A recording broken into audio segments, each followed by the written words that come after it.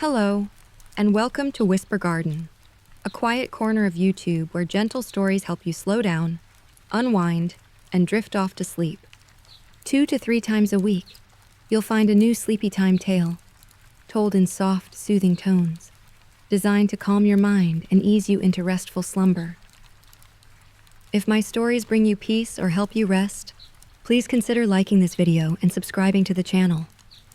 It helps more dreamers like you find their way here. Sweet dreams. Welcome, dreamers. Our story for tonight is The Baker of Wishing Street is a story about the quiet magic that exists in everyday kindness, the healing power of being seen and welcomed exactly as we are, and the way love continues to nourish the world long after its original source has passed from sight. It is dedicated to all who feed others, whether with bread or hope or simple human recognition, and to the understanding that every act of genuine care ripples outward in ways we can never fully know. Chapter 1. The Warmth of Wishing Street. The cobblestones of Wishing Street gleamed like scattered coins in the evening light, still damp from the afternoon's gentle rain. Each stone caught the glow of the gas lamps that lined the narrow lane, their flames dancing in hues of amber and soft gold, as if the very air held secrets worth illuminating. The street curved just enough that one could never see its full length at once, a design that seemed intentional, as though the builders understood that some mysteries were meant to unfold slowly. At the heart of this winding lane stood the Mooncrust Bakery, its windows glowing with a warmth that seemed to reach beyond mere candlelight. Inside, Maribel Quinn moved with the practiced grace of someone who had found her place in the world. Her dark hair, streaked with premature silver at 43, was braided loosely down her back, and flour dusted her linen apron like morning frost on autumn leaves. Her hands, strong and calloused from years of kneading, shaped the final loaves of the day with tender precision. The bakery breathed with quiet life. Shelves lined the walls, filled with amber glass jars that caught the light like captured sunbeams. Dried herbs hung from the low ceiling beams. Rosemary for remembrance, lavender for peace, thyme for courage in small measures. A clock with crooked hands ticked softly above the hearth, and in the front window, a gray tabby cat named Crumb slept curled in a basket, occasionally twitching at dreams of mice and cream. Maribel hummed as she worked, a melody her grandmother had taught her long ago, back when the old woman's weather witch hands could fold storms into pie crust and bake sunshine into morning buns. The tune was wordless but full of meaning, the kind of song that settled into one's bones and made the heart remember things it had forgotten it knew. Tonight's final batch was special, small loaves that smelled of cardamom and citrus, with crusts that gleamed like polished bronze. But it wasn't the visible ingredients that made them precious. As Maribel kneaded each portion of dough, she folded in something more. The memory of laughter shared over kitchen tables, the comfort of a mother's hand smoothing fevered brows, the peace that came with knowing one was loved. These were dream breads, each one a gentle blessing for whoever would claim it tomorrow. The magic had come to her slowly, in the years after loss had hollowed her out like wind through empty rooms. Her grandmother's gift had skipped a generation, settling instead in Maribel's hands when grief made her desperate enough to believe in impossible things. The first loaf she'd ever enchanted was meant to help her forget, a selfish magic she'd thought then. But forgetting, she'd learned, was only half the art.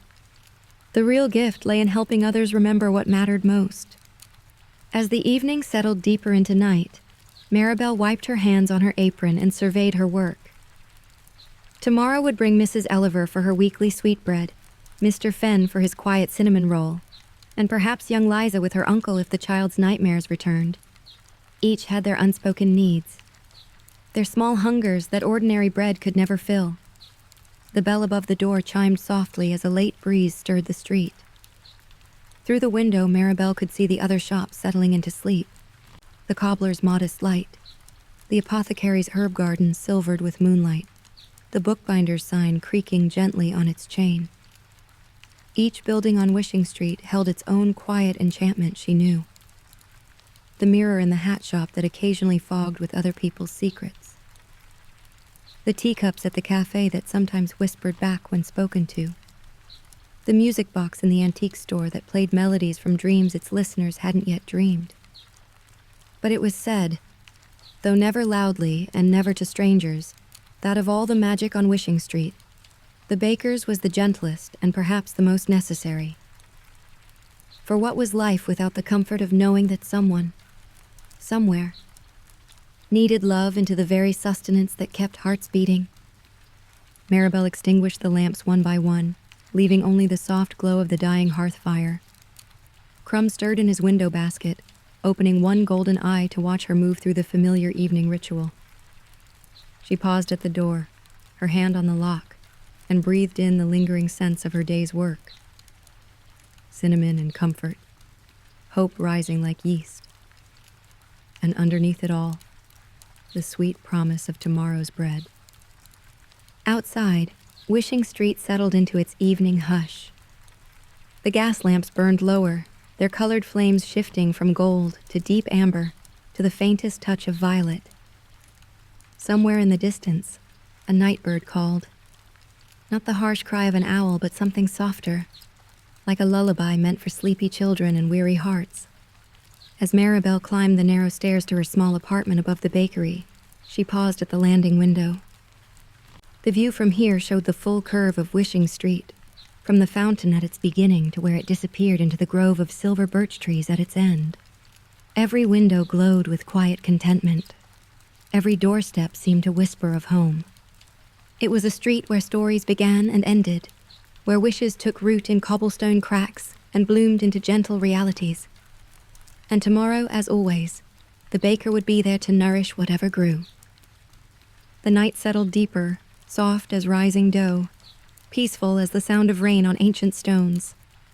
In her apartment, Maribel brushed her hair by candlelight and wondered, not for the first time, what dreams would find their way to her door. For she had learned in her years on Wishing Street that magic was less about grand gestures and more about being ready, ready to knead comfort into flour, ready to fold hope into rising dough, ready to offer warmth to whoever might need it most. And as sleep took her gently, the bakery below continued its quiet work, the residual warmth of ovens keeping the dream bread soft through the night, ready for tomorrow's hungry hearts. Chapter 2. The Sugar Loaf of First Love. Morning arrived on Wishing Street like a gentle melody, beginning with the first bird's tentative note, and building slowly into a symphony of waking life. The gas lamps dimmed themselves as dawn painted the cobblestones in shades of pearl and rose gold. In the moon-crust bakery, Maribel had been awake since before sunrise, her hands already deep in the familiar rhythm of morning bread. The dream loaves from the previous evening had cooled overnight, their crusts now perfect for the day's first customers. But Maribel was already at work on fresh pastries, croissants that gleamed like crescent moons, scones dotted with dried berries that looked like tiny jewels, and in the center of her work table, a special sweetbread shaped like a heart and dusted with crystallized sugar. This last creation was meant for Mrs. Elliver, though the elderly woman didn't know it yet. Maribel had been watching her regular customer's face for weeks now, noting the way her bright eyes sometimes grew distant, the way her fingers would absently touch the hollow of her throat where no necklace rested. There was a story there, written in the language of loss that Maribel had learned to read all too well. The sweetbread required delicate work. Into the dough, Maribel folded not just the usual ingredients: butter from the dairy at the village's edge, eggs from Mrs. Henderson's contentment hens, flour milled from wheat that had grown under particularly kind suns, but something more ephemeral. She reached deep into her memory, finding the golden thread of first love that lived in every heart, the flutter of discovery, the sweetness of stolen glances, the way the world seemed to shimmer when touched by new affection.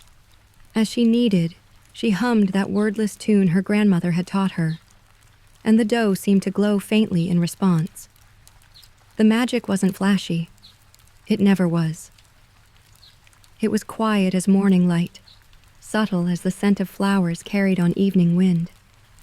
But it was real, and it was ready. The bell above the door chimed its welcoming song just as Maribel was sliding the last batch of morning pastries into the display case. Mrs. Elliver stepped inside, wrapped in one of her famous bright shawls. Today's was the color of autumn maples, with golden threads that caught the light like captured sunbeams. At 78, she moved with the spry energy of someone who had never quite accepted that youth was meant to be temporary. "Good morning, dear," Mrs. Elliver called, her voice carrying the warm cadence of someone who had spent decades greeting neighbors and friends. "Isn't it a beautiful day? The morning glories in my garden are absolutely singing with color." "Good morning, Mrs. Elliver," Maribel replied, wiping her hands on her apron. "I was hoping you'd come by early today. I have something special that I think might speak to you." The older woman's eyes lit with curiosity as Maribel lifted the heart-shaped sweetbread from its place of honor. It was golden brown and perfect, with a glaze that seemed to hold all the colors of dawn within its depths. Sugar crystals caught the light like tiny stars, and when Mrs. Elliver leaned closer to examine it, her breath caught. "Oh my," she whispered. And something in her voice had changed, grown younger, perhaps, or simply more vulnerable. "It's lovely, but I didn't order anything special." "Sometimes the bread chooses its person," Maribel said gently, wrapping the sweetbread in tissue paper that crinkled like autumn leaves. "This one has been waiting for you since yesterday evening." Mrs. Elliver accepted the package with hands that trembled slightly, though whether from age or emotion, neither woman could say. "How much do I owe you, dear?" "Consider it a gift from one who understands that some hungers go deeper than the need for ordinary bread." The older woman's eyes misted, and she pressed the wrapped sweetbread to her chest as if it were something precious beyond measure. "You're too kind, Maribel. Far too kind to an old woman with more memories than sense." "Memories are treasures," Maribel replied. "Even the ones that ache when we touch them." Mrs. Elliver nodded, seeming to understand something unspoken. She tucked the sweetbread carefully into her woven market basket and turned to leave, then paused at the door. "You know, I haven't thought about dancing in years. Not real dancing, the kind that makes your heart spin faster than your feet. But this morning, walking here, I found myself humming an old waltz. Isn't that strange?" Maribel smiled. Perhaps it's not so strange at all. After Mrs. Elliver left, the bakery seemed to hold its breath for a moment, as if waiting to see what would unfold. Maribel busied herself with small tasks, arranging the remaining pastries, refreshing the water in the vase of wildflowers on the counter, checking the sourdough starter that bubbled contentedly in its ceramic crock. An hour later, she was rewarded for her patience. The bell chimed again, and Mrs. Elliver returned, but she was transformed. Her step was lighter, her eyes brighter, and she clutched something small in her free hand. "Maribel, dear," she said, her voice breathless with wonder. "The most extraordinary thing has happened. I went home and sat in my garden to eat your beautiful bread, and with the first bite, I could taste summer evenings and music and the scent of jasmine. I remembered dancing at the Midsummer Festival when I was 17, and a boy named Thomas who gave me his grandmother's locket to wear for luck."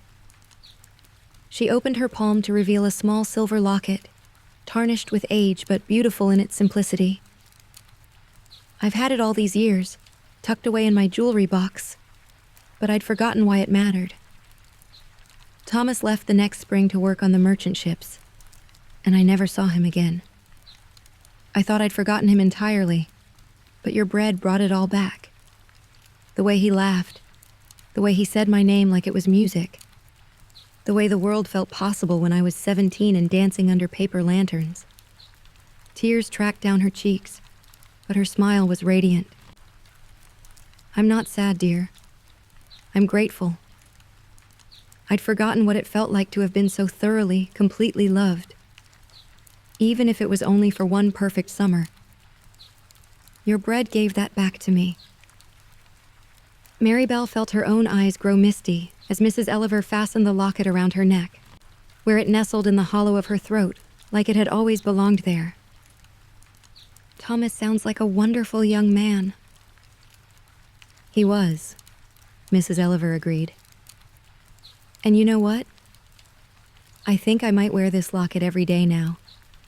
Not because I'm living in the past, but because I want to remember that I am someone who has been loved like that. It changes how you walk through the world, knowing such a thing about yourself. She purchased a small loaf of regular bread, her practical nature asserting itself, and left with a wave that seemed to carry a little more joy than her arrival. Through the window, Maribel watched her walk down Wishing Street, one hand touching her locket, her bright shawl fluttering behind her like a banner of remembered happiness. The bakery settled back into its peaceful rhythm. Crumb stretched in his window basket and began his morning bath, thoroughly cleaning each paw with the dedication of someone who understood that small rituals mattered. The herbs hanging from the rafters stirred gently in the warm air rising from the ovens, releasing their subtle fragrances into the space. Maribel returned to her work, but she found herself humming more lively than usual. Not her grandmother's wordless lullaby, but something with the tempo of a waltz. Outside, the morning continued its gentle progression toward noon. Other customers would come, each carrying their own hidden hungers, their own needs for sustenance that went beyond the merely physical. This was the gift and the responsibility she had accepted when she chose to make her home on Wishing Street. To see beyond the surface, hunger to the deeper needs beneath. To offer nourishment for hearts as well as bodies. To help people remember the parts of themselves they had tucked away like precious things in dusty jewelry boxes. As she shaped the next batch of dough, Maribel reflected on the morning's magic. Mrs. Elliver would go home and tend her garden with hands that remembered what it felt like to be cherished. Tonight, she would sleep with dreams full of summer dances and jasmine-scented air. And tomorrow, she would wake as someone who knew herself to be worthy of love, perhaps the most important bread of all. The ovens hummed their warm song. The herbs whispered their secrets to the air. And somewhere in the distance, a church bell tolled the hour with gentle authority. Another morning on Wishing Street was unfolding exactly as it should, one small miracle at a time. Chapter 3. Cinnamon and Silence. The afternoon sun slanted through the Mooncrust Bakery's front windows, casting golden rectangles across the worn wooden floors. Dust motes danced in the warm light like tiny spirits celebrating the simple joy of existence. The bakery had settled into its midday quietude. That peaceful hour when the morning rush had passed, and the evening customers had not yet begun to gather. Maribel was in her element during these quiet moments, moving through the familiar dance of afternoon preparation. She rolled out pastry dough with long, smooth strokes, the marble rolling pin cool and heavy in her flour-dusted hands. The rhythm was meditative. Roll, turn, roll, turn. Each motion accompanied by the soft sound of her grandmother's humming tune. Today she was making cinnamon rolls, but not the ordinary kind. These were special, crafted for a customer who visited every Tuesday and Friday at precisely 2:30, as regular as the church bells that marked the passing hours. Mr. Fenn, the retired clockmaker, was a man of few words and fewer needs, but Maribel had learned to read the language of his silence. He was lonely. That much was clear in the careful way he savored each bite, making a single pastry last nearly an hour. But it was more than simple solitude that drew him to her table by the window. There was a quality to his quiet that spoke of loss so profound it had worn grooves in his soul, the way water eventually carves canyons in stone. The cinnamon rolls she made for him were infused with something precious. The memory of lullabies sung in loving voices, the comfort of being watched over while one slept, the peace that came from knowing that somewhere in the world, someone cared whether you woke up safely. It was a delicate magic, requiring her to reach deep into the part of her heart that remembered what it felt like to tuck her own child into bed, to smooth worried brows with gentle fingers, to hum away the day's troubles with wordless songs. As she spread the cinnamon sugar mixture across the rolled dough, Maribel found herself thinking about Mr. Fenn's hands. They were craftsman's hands, still steady despite his 70-odd years, with long fingers that had once coaxed music from the intricate mechanisms of timepieces. She had seen him examine the crooked clock above her hearth, with the fond attention of someone who understood that time was both precious and perverse, reliable and utterly beyond human control. The bell above the door chimed its gentle announcement at 28 minutes past 2, 3 minutes early, which was unusual for a man whose entire professional life had been devoted to precision.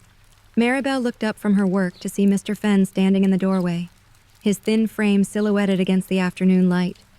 He was impeccably dressed, as always, in a pressed shirt and wool vest, despite the warmth of the day. His silver hair was combed back from his lined face, and his pale blue eyes held their usual expression of polite resignation, as if he had long ago accepted that the world would continue to disappoint him in small but persistent ways. "Good afternoon, Mr. Fenn," Maribel said, wiping her hands on her apron. "You're a bit early today. I hope that means you're having a pleasant afternoon." He nodded once, an economical gesture that somehow conveyed both greeting and acknowledgement. "The walk was agreeable," he said in his soft, careful voice. "The light is particularly fine today." This was more conversation than he usually offered, and Maribel felt a small surge of hope. Perhaps today's magic would find especially receptive ground. "I have your usual table ready," she said, gesturing toward the small round table by the front window where he always sat. "And I've just finished a fresh batch of cinnamon rolls. This one has your name on it." She selected the largest and most perfectly golden roll from the cooling rack, its spiral of cinnamon and sugar glistening with a glaze that caught the afternoon light like amber. As she placed it on one of her best plates, white porcelain with tiny blue flowers around the rim, she whispered a small blessing into the pastry, a wish for peaceful sleep and gentle dreams. Mr. Fenn settled into his usual chair with the careful movements of someone whose body had become a sometimes unreliable companion. He accepted the plate with a nod of thanks, and immediately broke off a small piece of the roll, examining it with the attention he had once reserved for the tiny gears and springs of pocket watches. Maribel brought him tea, Earl Grey with a touch of honey, prepared exactly as he preferred, and then retreated to her work at the counter, close enough to keep a gentle eye on him, but far enough away to preserve his preferred solitude. The first bite was always telling. Mr. Fenn chewed slowly, thoughtfully, and something in his rigid posture seemed to soften. The magic was subtle. It always was. But Maribel could see its effects in the way his shoulders dropped slightly, the way his breathing deepened and slowed. By the third bite, his eyes had drifted closed, and his head began to nod with the gentle rhythm of someone succumbing to pleasant drowsiness. The cinnamon roll worked its quiet magic, filling him with the warm comfort of remembered lullabies, the security of being watched over by loving eyes. Within 10 minutes, Mr. Fenn was fast asleep in his chair, his head resting against the high back, his hands folded peacefully in his lap. The half-eaten cinnamon roll sat forgotten on its plate, still warm and fragrant with spice and enchantment. Maribel smiled and quietly retrieved a soft kitchen towel from the drawer beneath the counter. Moving with the careful silence of someone well-practiced in the art of not waking sleepers, she approached his table and gently tucked the towel behind his head as a makeshift pillow. His breathing was deep and even, the kind of restful sleep that spoke of dreams filled with comfort rather than sorrow. This was his true need, she had realized months ago. Not sustenance for his body, but rest for a spirit that had grown weary from carrying too much alone. Whatever loss had carved those deep lines around his eyes, whatever grief had taught him to speak in careful whispers, it was held at bay during these precious moments of enchanted sleep. Maribel returned to her work, moving through the bakery with extra care to avoid any sound that might disturb his rest. She prepared tomorrow's sourdough starter, arranged fresh flowers in the window boxes, and swept the already clean floors with movements as gentle as falling leaves. Other customers came and went during the hour that Mr. Fenn slept. She served them with quiet efficiency, speaking in hushed tones that somehow added to, rather than detracted from the bakery's peaceful atmosphere. Mrs. Henderson collected her standing order of dinner rolls. Young Peter from the bookshop bought a meat pie for his lunch, and the vicar's wife selected a dozen tea cakes for the evening's parish meeting. Each transaction was conducted with the same careful reverence one might show in a library or chapel, as if they all understood instinctively that something sacred was taking place at the small table by the window. As the church bells chimed 3:30, Mr. Fenn stirred gently, his eyes opening with the slow confusion of someone returning from deep dreams.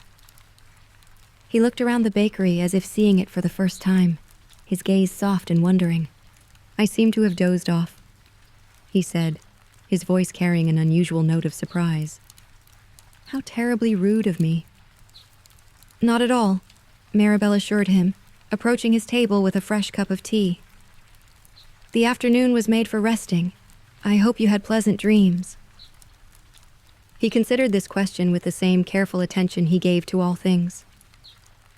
"I dreamed of my workshop," he said slowly.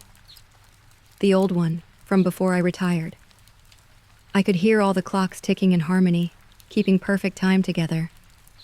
And there was singing. Someone was singing while I worked." His voice grew quieter. "I haven't remembered that in years. My dear Margaret used to hum while she tended her sewing in the chair by my workbench. I had forgotten the sound of her voice." Maribel felt her heart constrict with sympathy. Margaret, a wife lost then, and a love that had been tucked away with all the sharp edges of grief. "She sounds like she was a wonderful companion," Maribel said gently. "She was," Mr. Fenn replied, and for the first time since she had known him, his smile reached his eyes. 43 years of marriage, and she hummed every single day. I used to set my work rhythm to her melodies." He touched the remaining portion of his cinnamon roll with one finger. "This pastry, it brought her back to me just for a moment. The sound of her voice, the way she made even ordinary afternoons feel blessed." He finished the roll slowly, savoring each bite as if it were a communion with memory itself. When he was done, he sat quietly for a few more minutes, his hands folded on the table, his expression peaceful in a way that spoke of old wounds finally beginning to heal. "Thank you," he said as he prepared to leave, placing his payment on the table along with a tip more generous than usual. "For the pastry, and for—" He gestured vaguely around the bakery, as if trying to encompass all the intangible gifts he had received. "For letting you rest," Maribel finished softly. He nodded. "Yes, for that most of all." After he left, Maribel cleared his table with special care, as if it were an altar that had hosted something holy. The afternoon sun was beginning to slant lower through the windows, painting everything in shades of gold and amber. Soon the evening customers would begin to arrive, each carrying their own needs and hungers. But for now, she was content to stand in the quiet bakery and reflect on the afternoon's small miracle. Somewhere in the village, Mr. Fenn was walking home with Margaret's lullabies playing softly in his memory, his step perhaps a little lighter for having been reminded that love doesn't disappear when the beloved does. It simply changes form, becoming something that can be tasted in cinnamon rolls and felt in the gentle weight of enchanted sleep. The ovens hummed their warm song, the herbs whispered their secrets, and the crooked clock above the hearth ticked away the precious minutes of another day on Wishing Street, where magic lived in the space between loneliness and rest, between memory and dreams. Chapter 4. A Recipe for Rain. Thunder rumbled in the distance like the grumbling of some ancient, benevolent giant, and the air outside the Mooncrust Bakery had taken on that peculiar quality that preceded summer storms, thick and electric, charged with possibility and the promise of change. The afternoon light had grown strange, filtered through gathering clouds that turned the world the color of old pewter and possibility.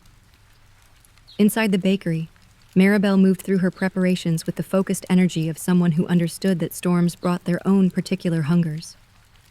She had learned, in her years on Wishing Street, that weather was more than mere atmospheric pressure and precipitation.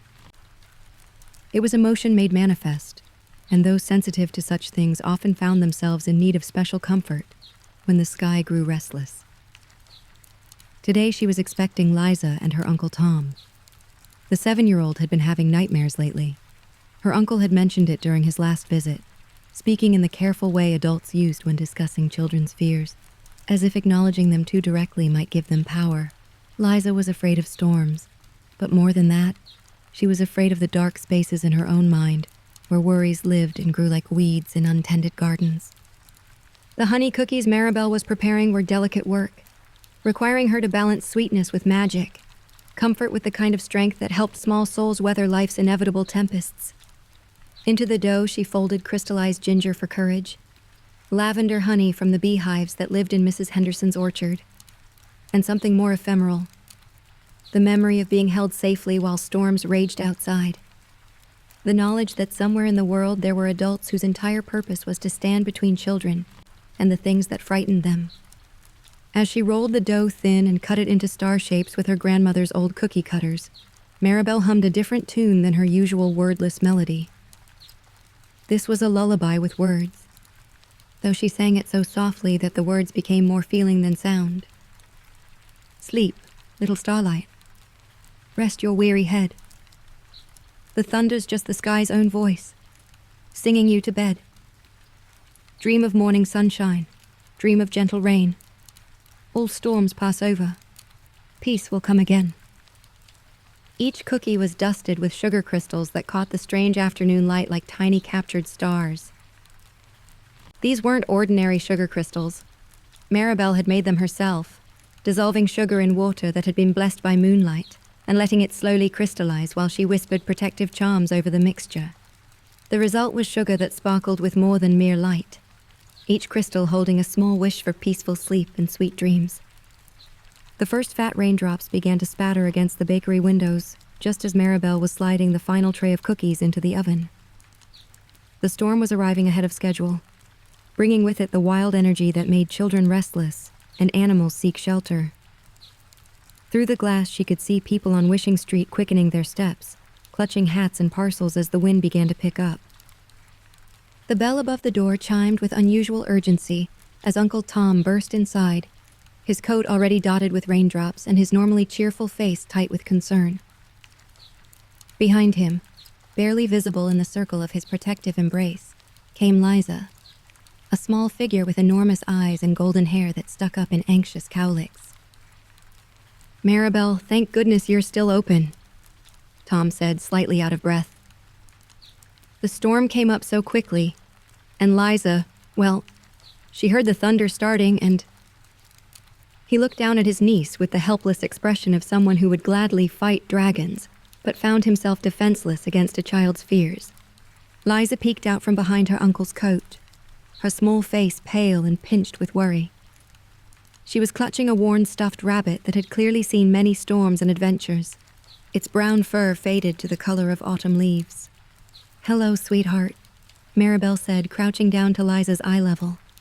"That's quite a storm brewing out there, isn't it? I bet it sounds scary from outside, but from in here it just sounds like the sky is telling stories." "Stories?" Liza whispered, her voice barely audible above the increasing patter of rain against the windows. "Oh yes," Maribel continued, her voice taking on the warm cadence of someone settling in for a proper tale. "Thunder is just the sky's way of turning pages in a very big book. And the lightning? That's the sky writing new adventures across the night." As if summoned by her words, a flash of lightning illuminated the bakery windows, followed by a rumble of thunder that made Liza flinch and burrow deeper into her uncle's coat. "But it's so loud," Liza protested, her words muffled by fabric and fear. "Loud things aren't always dangerous things," Maribel said gently. "Sometimes they're just enthusiastic. Like Mrs. Henderson's rooster, who crows so loudly every morning that he wakes up half the village, but he's only trying to say good morning to the sun." This earned her a tiny smile from Liza, barely visible but precious as spun gold. "I was just finishing some special cookies," Maribel continued, straightening up as the oven timer chimed with perfect timing. "Star cookies with magic sugar that sparkles like captured lightning. Would you like to help me take them out of the oven?" Liza nodded solemnly, and Uncle Tom helped her out of her damp coat while Maribel retrieved the cookies from the oven. They were perfect, golden brown and star-shaped, each one dusted with sugar crystals that caught the bakery's warm light like tiny constellations.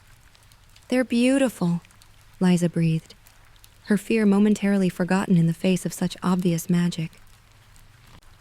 "They're more than beautiful," Maribel said conspiratorially. "They're brave cookies.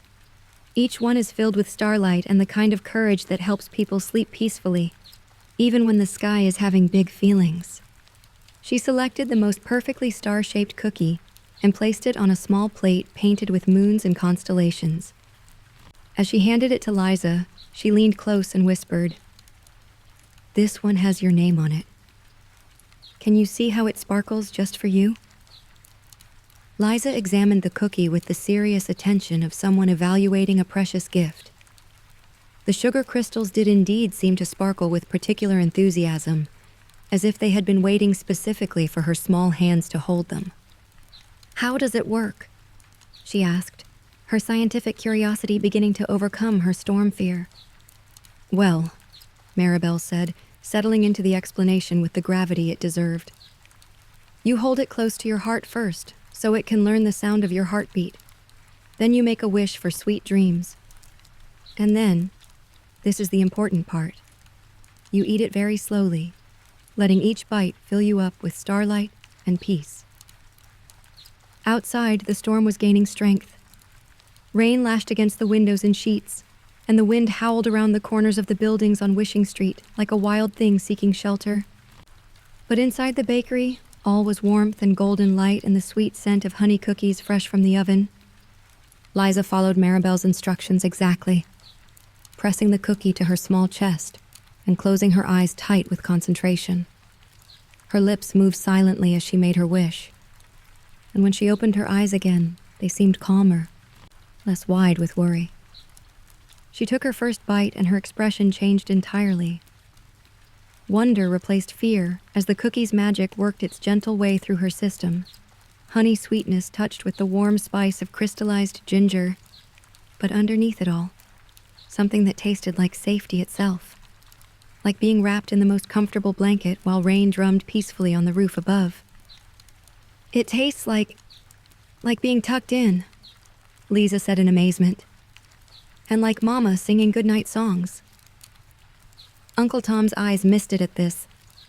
Liza's mother, his sister, had been gone for 2 years now, claimed by the same fever epidemic that had swept through the valley and left too many children orphaned or partially so. He had been doing his best to fill the gaps in Liza's life, but some holes were shaped too specifically for anyone but a mother to fill.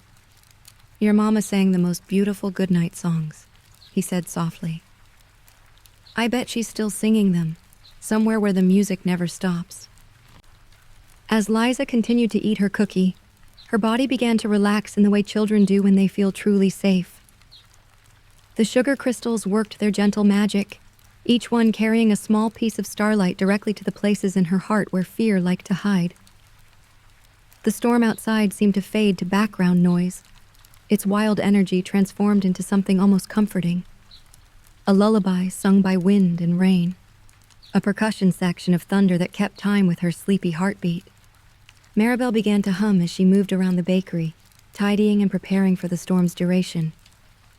The melody was the lullaby she had sung over the cookies, but now the words came clearer, wrapping around Liza like an audible embrace.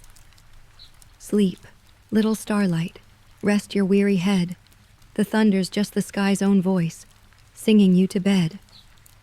Liza's eyelids grew heavy, and she swayed slightly in her chair. Uncle Tom moved to catch her, but Maribel gestured for him to wait. There was magic at work here, the kind that needed to complete its gentle course without interference. Dream of morning sunshine, dream of gentle rain. All storms pass over, Peace will come again. By the time Maribel finished the verse, Liza had curled up in her chair like a small cat, her stuffed rabbit tucked securely under her chin, and the remaining half of her star cookie clutched carefully in one small fist. Her breathing had deepened into the rhythm of peaceful sleep, and her face had lost all traces of storm fear. "She's asleep," Uncle Tom whispered in amazement. "In the middle of a thunderstorm, she's actually asleep. I haven't seen her sleep this peacefully since." He paused, his voice thick with emotion. "Since before her mother died." Maribel moved quietly to the linen closet behind the counter and retrieved a soft blanket that smelled of lavender and sunshine. She draped it gently over Liza's small form, tucking it around her shoulders with the practiced care of someone who had once tucked in her own child countless times. "The magic in the cookies is gentle but strong," she explained softly. "It will give her dreams of safety and love. And when she wakes, the storm will seem less frightening. Sometimes children just need to remember that they are protected, even when the world feels wild and unpredictable." Uncle Tom settled into the chair across from his sleeping niece, his expression a mixture of gratitude and wonder. "I don't know how you do it, Maribel. I've tried everything. Nightlights, bedtime stories, even sleeping in her room when the nightmares get bad. But this is the first time she's seemed truly at peace." Outside, the storm continued its dramatic performance. Lightning illuminated the bakery windows in brilliant flashes, and thunder rolled across the sky like giant boulders tumbling down an enormous hill. But inside, the wild weather only added to the sense of cozy security, the feeling of being safely harbored while nature spent its energy in spectacular display. Maribel prepared tea for Uncle Tom, chamomile with honey and a touch of mint, and they sat in comfortable silence, watching over the sleeping child. The bakery seemed to wrap itself around them like a protective embrace, its warm air scented with lingering traces of cookie magic and the green smell of rain against summer earth. "She talks about her mother sometimes," Uncle Tom said quietly, his hands wrapped around his warm teacup. "Not often, but when she does, it's always about the songs. Sarah had the most beautiful voice. She could sing Liza to sleep, even during her worst fevers. I've tried to remember the melodies, but I've never been much of a singer." "Music isn't just about having a beautiful voice," Maribel replied gently. "It's about putting love into sound. I'm sure Liza hears the love in your voice, even if you think you can't carry a tune." "Maybe," he said, though he didn't sound entirely convinced. "I just want to do right by her. She's been through so much, and she's so young to carry such big fears." Maribel nodded, understanding. Fear is often bigger in children because they haven't yet learned that most scary things are temporary. Adults know that storms pass, that morning always comes after the darkest nights. Children have to learn that lesson over and over until it becomes part of their bones. As if to illustrate her point, Liza stirred in her sleep, murmuring something too soft to understand. But her expression remained peaceful, and she pulled her stuffed rabbit closer without waking. "The cookie will help," Maribel continued. "Not just tonight, but in the nights to come. Magic like this has a way of lingering in the memory. When she tastes honey or sees stars, she'll remember feeling safe and loved. It becomes part of her, a resource she can draw on when she needs courage." The storm began to ease as the evening wore on. The thunder grew more distant, rolling away toward the mountains that ringed the valley, and the lightning became gentler, more like candles flickering behind curtains than the wild fireworks it had been earlier. The rain settled into a steady, peaceful drumming that spoke of nourishment for gardens and relief for a thirsty earth. Liza slept through it all, her small body completely relaxed in the chair, her breathing deep and even. The star cookie had done its work thoroughly, filling her dreams with light and safety, teaching her sleeping mind that storms were not enemies to be feared, but natural rhythms to be understood and weathered. When she finally stirred, nearly 2 hours later, her first words were not of fear, but of wonder. "Uncle Tom," she whispered, sitting up and blinking sleepily. I dreamed about Mama. She was singing to me, and the rain was keeping time like drums, and everything felt so safe and warm. Uncle Tom's eyes filled with tears, but his smile was radiant. That sounds like a beautiful dream, little star. It was, Liza agreed, then turned to Maribel with eyes that held a new kind of brightness. Thank you for the magic cookie. I think maybe storms aren't so scary after all. They're just the sky having big feelings, like you said. As they prepared to leave, the storm had passed, leaving the evening air fresh and clean. Liza carefully tucked the remaining piece of her star cookie into her pocket. For tomorrow night, she explained solemnly. In case I forget how brave I can be. Uncle Tom settled their bill, adding a tip that spoke of deep gratitude, and they stepped out into the rain-washed evening. Through the bakery window, Maribel watched them walk down Wishing Street, Uncle Tom's hand gentle on Liza's shoulder. The little girl's step noticeably lighter than when they had arrived. The bakery felt peaceful in the aftermath of the storm, filled with the quiet satisfaction that came from magic well used. Outside, the gas lamps of Wishing Street glowed like jewels against the wet cobblestones, and the air carried the fresh scent of washed earth and growing things. Maribel began her evening cleanup, humming the lullaby that had helped soothe a frightened child to sleep. Tomorrow there would be other customers, other needs to address, other small hungers that ordinary bread could not satisfy. But tonight, she was content knowing that somewhere in the village, a little girl was falling asleep without fear, her dreams sweetened by starlight and the knowledge that she was loved and protected. The crooked clock above the hearth chimed the hour, and Crumb stretched luxuriously in his window basket before settling back into his evening nap. The last of the rain pattered gently against the windows, a peaceful percussion that spoke of endings and new beginnings, of storms weathered and dreams safely tended. And in the warm heart of the Mooncrust Bakery, surrounded by the lingering scents of honey and magic, Maribel Quinn continued her quiet work of nourishing both body and soul, one enchanted cookie at a time. Chapter 5. The door chimes at midnight. The storm had passed, leaving Wishing Street washed clean and gleaming under the pale light of a half moon. Puddles reflected the colored flames of the gas lamps like scattered jewels, and the air carried the fresh, green scent of summer rain and growing things. It was the kind of night that usually brought deep sleep to the residents of Windlebrook, the kind of peaceful darkness that cradled dreams and restored weary souls. But Maribel Quinn found herself unable to sleep. She stood at the window of her small apartment above the Mooncrust Bakery, wrapped in a shawl her grandmother had knitted decades ago, watching the empty street below. Something felt different about this night. Not wrong, exactly, but changed in a way that made the air itself seem to hold its breath. It was as if the storm had washed away more than just the day's dust and heat, clearing space for something new to arrive. The feeling was familiar, though she couldn't quite place it. It reminded her of the way the air felt just before dawn, pregnant with possibility and the promise of revelation. Her grandmother had called it the restless hour, those moments when the veil between the ordinary world and the magical one grew thin enough to step through. Unable to shake the sensation, Maribel had dressed and come downstairs to the bakery. She told herself she was simply going to check the sourdough starter, perhaps prepare tomorrow's bread a bit early. But once in the familiar warmth of her kitchen, she found herself drawn to more elaborate preparations.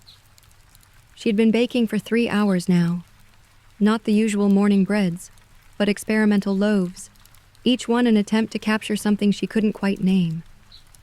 There was a sourdough infused with herbs from her grandmother's garden that she hadn't used in years, a sweet bread dotted with dried fruits that seemed to glow faintly in the oven's light, and strangest of all, a simple white loaf that she had kneaded with nothing but flour, water, salt, and an inexplicable sense of anticipation. The bakery was filled with warmth and golden light, a small haven of comfort against the vast darkness outside. Crumb had awakened and padded downstairs to join her, settling himself in his basket with the patient air of a cat who understood that sometimes humans needed to work through their restlessness with flour and fire. It was 20 minutes past midnight when the bell above the door chimed. The sound was different from its usual cheerful greeting, deeper, more resonant, as if the brass itself had been transformed by the storm. Maribel looked up from the loaves she was shaping, her hands still dusty with flour, and felt her heart skip in recognition.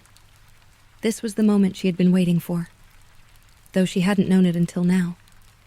The door opened with a soft creak that seemed unnaturally loud in the midnight quiet. A figure stepped inside, bringing with him the scent of rain and something else. Something vast and empty, like the smell of wind across abandoned places. He was tall and thin, with shoulders that curved inward as if he were trying to take up as little space as possible in the world. His clothes were well made but worn, the kind of garments that had seen many miles and many weathers. His hair was the color of ash, damp from the recent rain, and it fell across his face in a way that suggested he was accustomed to hiding behind it. But it was his eyes that made Maribel's breath catch. They were blue-gray like storm clouds, but empty in a way that spoke of losses too profound for tears. They were the eyes of someone who had forgotten how to hope, forgotten how to want anything beyond the simple continuation of existence. He stood just inside the door, water pooling at his feet from his damp clothes, and said nothing. His gaze moved around the bakery with the careful attention of someone cataloging details he might need to remember later, but there was no curiosity in his examination, no appreciation for the warm light or the lingering sense of fresh bread. He looked at her sanctuary as if it were just another temporary shelter, another way station in a journey that had no destination. "Good evening," Maribel said gently, setting down her shaping tools and wiping her hands on her apron. "You're out late on such a night." He nodded once, a minimal acknowledgement that he had heard her speak. When he made no move to come further into the bakery, she tried again. "Are you looking for shelter from the storm? I'm afraid the guest rooms above the inn are probably all taken, but I have a small sitting room in the back if you need somewhere warm to rest until morning." This earned her a glance, brief but direct, and she saw something flicker in those empty eyes. Surprise, perhaps, that a stranger would offer kindness without being asked. "The storm has passed," he said, and his voice was like his eyes, empty of everything except the basic mechanics of communication. It was a pleasant voice, she realized, or had been once. There were traces of warmth buried beneath the careful neutrality, hints of someone who had once laughed easily and spoken with passion about things that mattered to him. "Yes," she agreed, "but the night is still cold, and you look like you've been traveling for some time." He considered this statement with the gravity of someone for whom every decision, no matter how small, required careful thought. "I could pay for tea," he said finally. "If you have any prepared." "Of course." Maribel moved to the small preparation area where she kept her tea supplies, grateful for something concrete to do with her hands. As she measured leaves and heated water, she was aware of him watching her with the intensity of someone who had learned that survival sometimes depended on noticing small details. "I'm Maribel Quinn," she said as she worked, keeping her voice conversational and unthreatening. "I'm the baker here." "And you are?" The pause was so long she thought he might not answer at all. When he finally spoke, it was with the careful precision of someone testing unfamiliar words. "Elian," he said. "I think..." The uncertainty in his voice made her turn to look at him more closely. He was standing exactly where she had left him, as if he hadn't quite decided whether staying was safe or wise. His hands hung at his sides, empty and still, and she noticed that they were graceful hands, long-fingered and careful, though whatever skill they had once possessed seemed to have been forgotten along with everything else about him. "You think?" she asked gently, bringing him a cup of chamomile tea sweetened with honey from Mrs. Henderson's bees. He accepted the cup with another of those minimal nods, wrapping his fingers around its warmth as if heat were something precious and rare. Names become uncertain when you don't hear them spoken for long enough, he said. But Elian feels familiar, like something that once belonged to me. There was a story there, Maribel realized. A story of displacement and loss so complete that even his own identity had become questionable. She had seen refugees before, people displaced by the wars and famines that periodically swept across the distant kingdoms. But this was different. This wasn't just the loss of home and family. This was the loss of self. Elian is a beautiful name, she said, settling into the chair across from him as he finally, carefully, took a seat at the small table by the window. It means child of the sun in the old tongue. Something shifted in his expression at this. Not quite recognition, but perhaps the faintest stirring of interest. I don't remember sunlight, he said quietly. Not the feeling of it. I remember that it exists, that it should be warm. But I can't recall what warmth feels like. The words hung in the air between them, carrying a weight of loss that made Maribel's heart ache. She had seen many kinds of grief in her years on Wishing Street, had baked comfort for broken hearts and healing for wounded souls. But this was something different. Not the sharp pain of recent loss, but the dull ache of someone who had been emptied so completely that even the memory of fullness had been forgotten. That must be very difficult, she said, and meant it. To carry memories of things existing without being able to feel them. He looked at her then, really looked at her, and she saw the faintest surprise in his eyes. Most people don't understand the difference, he said, between knowing something intellectually and remembering how it felt to experience it. I've learned that there are many different kinds of knowledge, Maribel replied, and many different kinds of forgetting. They sat in comfortable silence for a while, he nursing his tea with the careful attention of someone making a small pleasure last as long as possible. She watching him with the quiet patience she had learned from years of dealing with wounded things. Outside, the night continued its peaceful progression toward dawn, but inside the bakery, time seemed suspended in the space between one moment and the next. Finally, he spoke again, his voice even quieter than before. I don't dream, he said, the words falling into the silence like stones into still water. I sleep sometimes when exhaustion forces it. But there are no dreams. No rest that refreshes. Just emptiness. And then waking to more emptiness. Maribel felt something shift inside her chest. A recognition that went deeper than sympathy. This was why she had been unable to sleep. Why she had spent the night baking experimental breads with ingredients she hadn't touched in years. This was the hunger that had called to her across the storm-washed darkness. Not a need for food, but a need for something far more fundamental. Dreams were the food of the soul, her grandmother had always said. Without them, a person could survive but not truly live, could exist but not hope, could continue but not grow. This man, Elian, had somehow lost his connection to the part of himself that created meaning from experience, that transformed the raw material of life into the stories that gave existence purpose and direction. I might be able to help with that, she said, the words surprising her with their certainty. I make a special kind of bread. It's difficult to explain, but it nourishes more than just the body. He looked at her with those empty eyes, and for a moment she thought she saw something stir in their depths. Not hope exactly, but perhaps the faintest possibility of hope. I don't have much to pay you with, he said. I've been traveling for a long time. My resources are limited. Some hungers are too important to worry about payment, Maribel replied, rising from her chair with sudden purpose. Wait here. Let me see what I can manage. As she moved toward her kitchen, she heard him say very quietly, Thank you.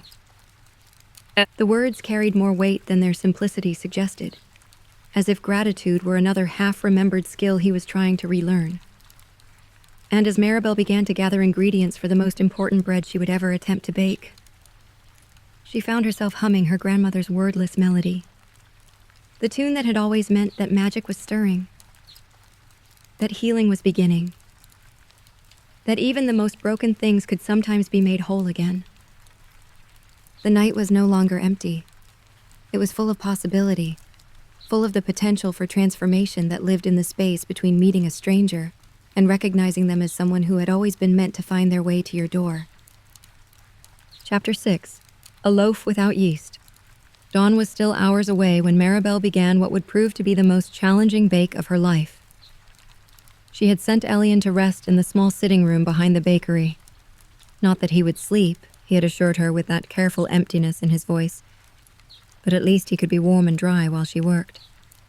Now she stood before her work table, ingredients arranged with the precision of a surgeon preparing for a delicate operation. Flour milled from wheat that had grown in the eastern fields where the soil was rich with memory. Water drawn from the village well that reflected the moon's face with such clarity that children often claimed they could see their futures in its depths. Salt harvested from the ancient sea that had once covered this land, carrying in its crystals the echo of waves that had sung lullabies to sleeping whales. But as Maribel reached for her grandmother's wooden spoon, the one worn smooth by generations of dream baking, her hand hesitated. Something was wrong. The ingredients lay before her, familiar and ready, but they felt resistant, as if they were holding themselves apart from her intentions, unable or unwilling to accept the magic she was trying to weave into them. She tried anyway, beginning with the simplest of enchantments. Into the flour, she whispered memories of warm summer afternoons, the kind of golden contentment that usually settled into dough as easily as yeast into sugar water. But the flour remained stubbornly ordinary, its texture unchanged by her attempts to imbue it with feeling.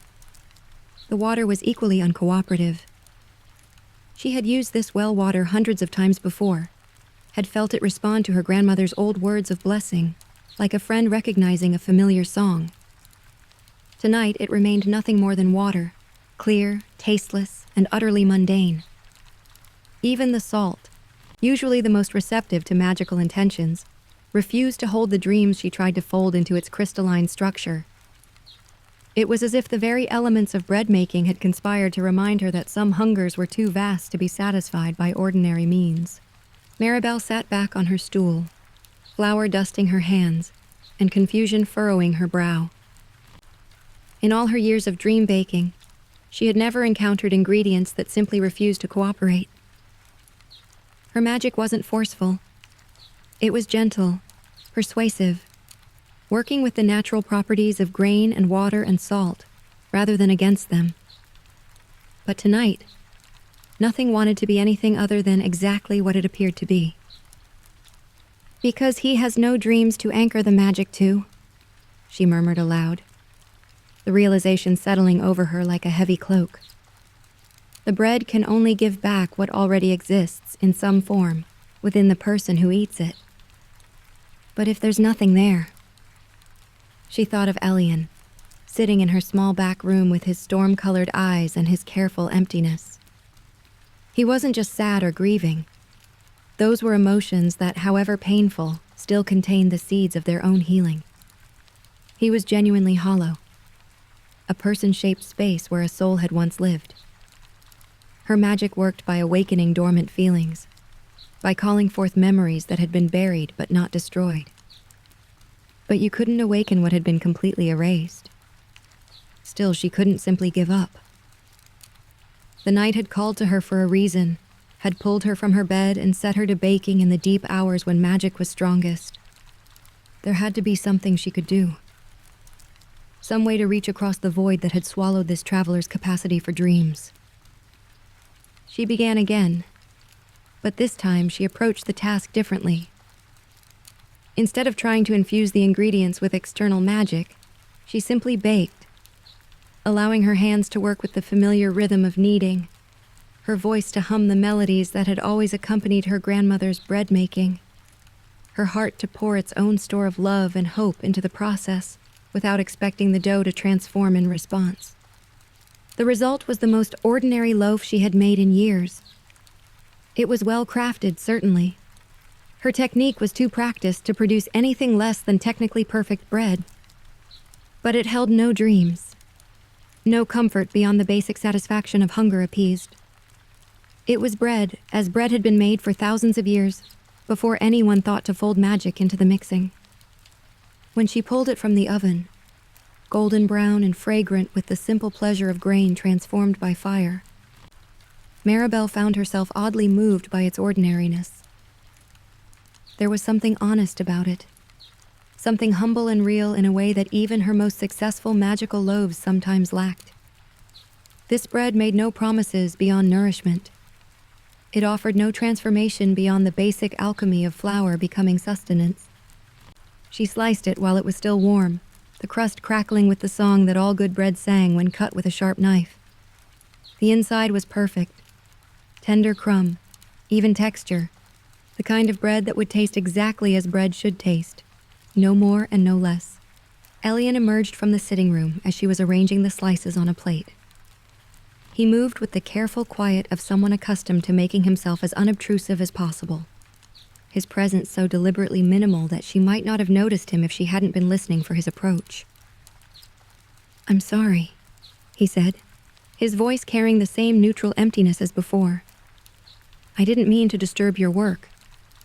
I heard movement and thought perhaps you were finished."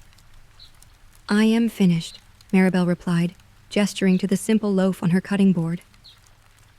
"Though I'm afraid the result is not what I had hoped to accomplish." He approached the work table with the cautious movements of someone who had learned not to expect good things, but had not yet entirely given up hope that they might occasionally occur anyway. His gaze fell on the sliced bread, and something flickered across his features. Not disappointment, exactly, but perhaps the faint recognition of another small failure in a life that had contained too many of them. "It looks like good bread," he said politely. "Simple and honest. I appreciate simple things. They're easier to trust than complicated ones." Maribel felt a pang of something that might have been failure, or might have been understanding. She had spent so many years focused on the magic in her baking that she had perhaps forgotten the deeper magic that existed in simply feeding someone who was hungry, in offering basic kindness without conditions or expectations of transformation. "Would you like to try a piece?" she asked, spreading one slice with butter that had been churned by Mrs. Henderson's patient cows, adding a touch of honey from her own small store. It won't do anything special. But it's warm and it's nourishing, and sometimes that's enough." He accepted the offered bread with hands that trembled slightly. From exhaustion, she thought, or perhaps from the simple unfamiliarity of being offered something freely given. He examined it for a moment, as if trying to determine whether there might be some hidden cost or condition attached to the gift. Then he took a bite. Maribel watched his face carefully, looking for any sign of response, any flicker of recognition or memory or feeling. For a long moment, there was nothing, just the mechanical process of chewing and swallowing, the body accepting nourishment without the soul participating in the act.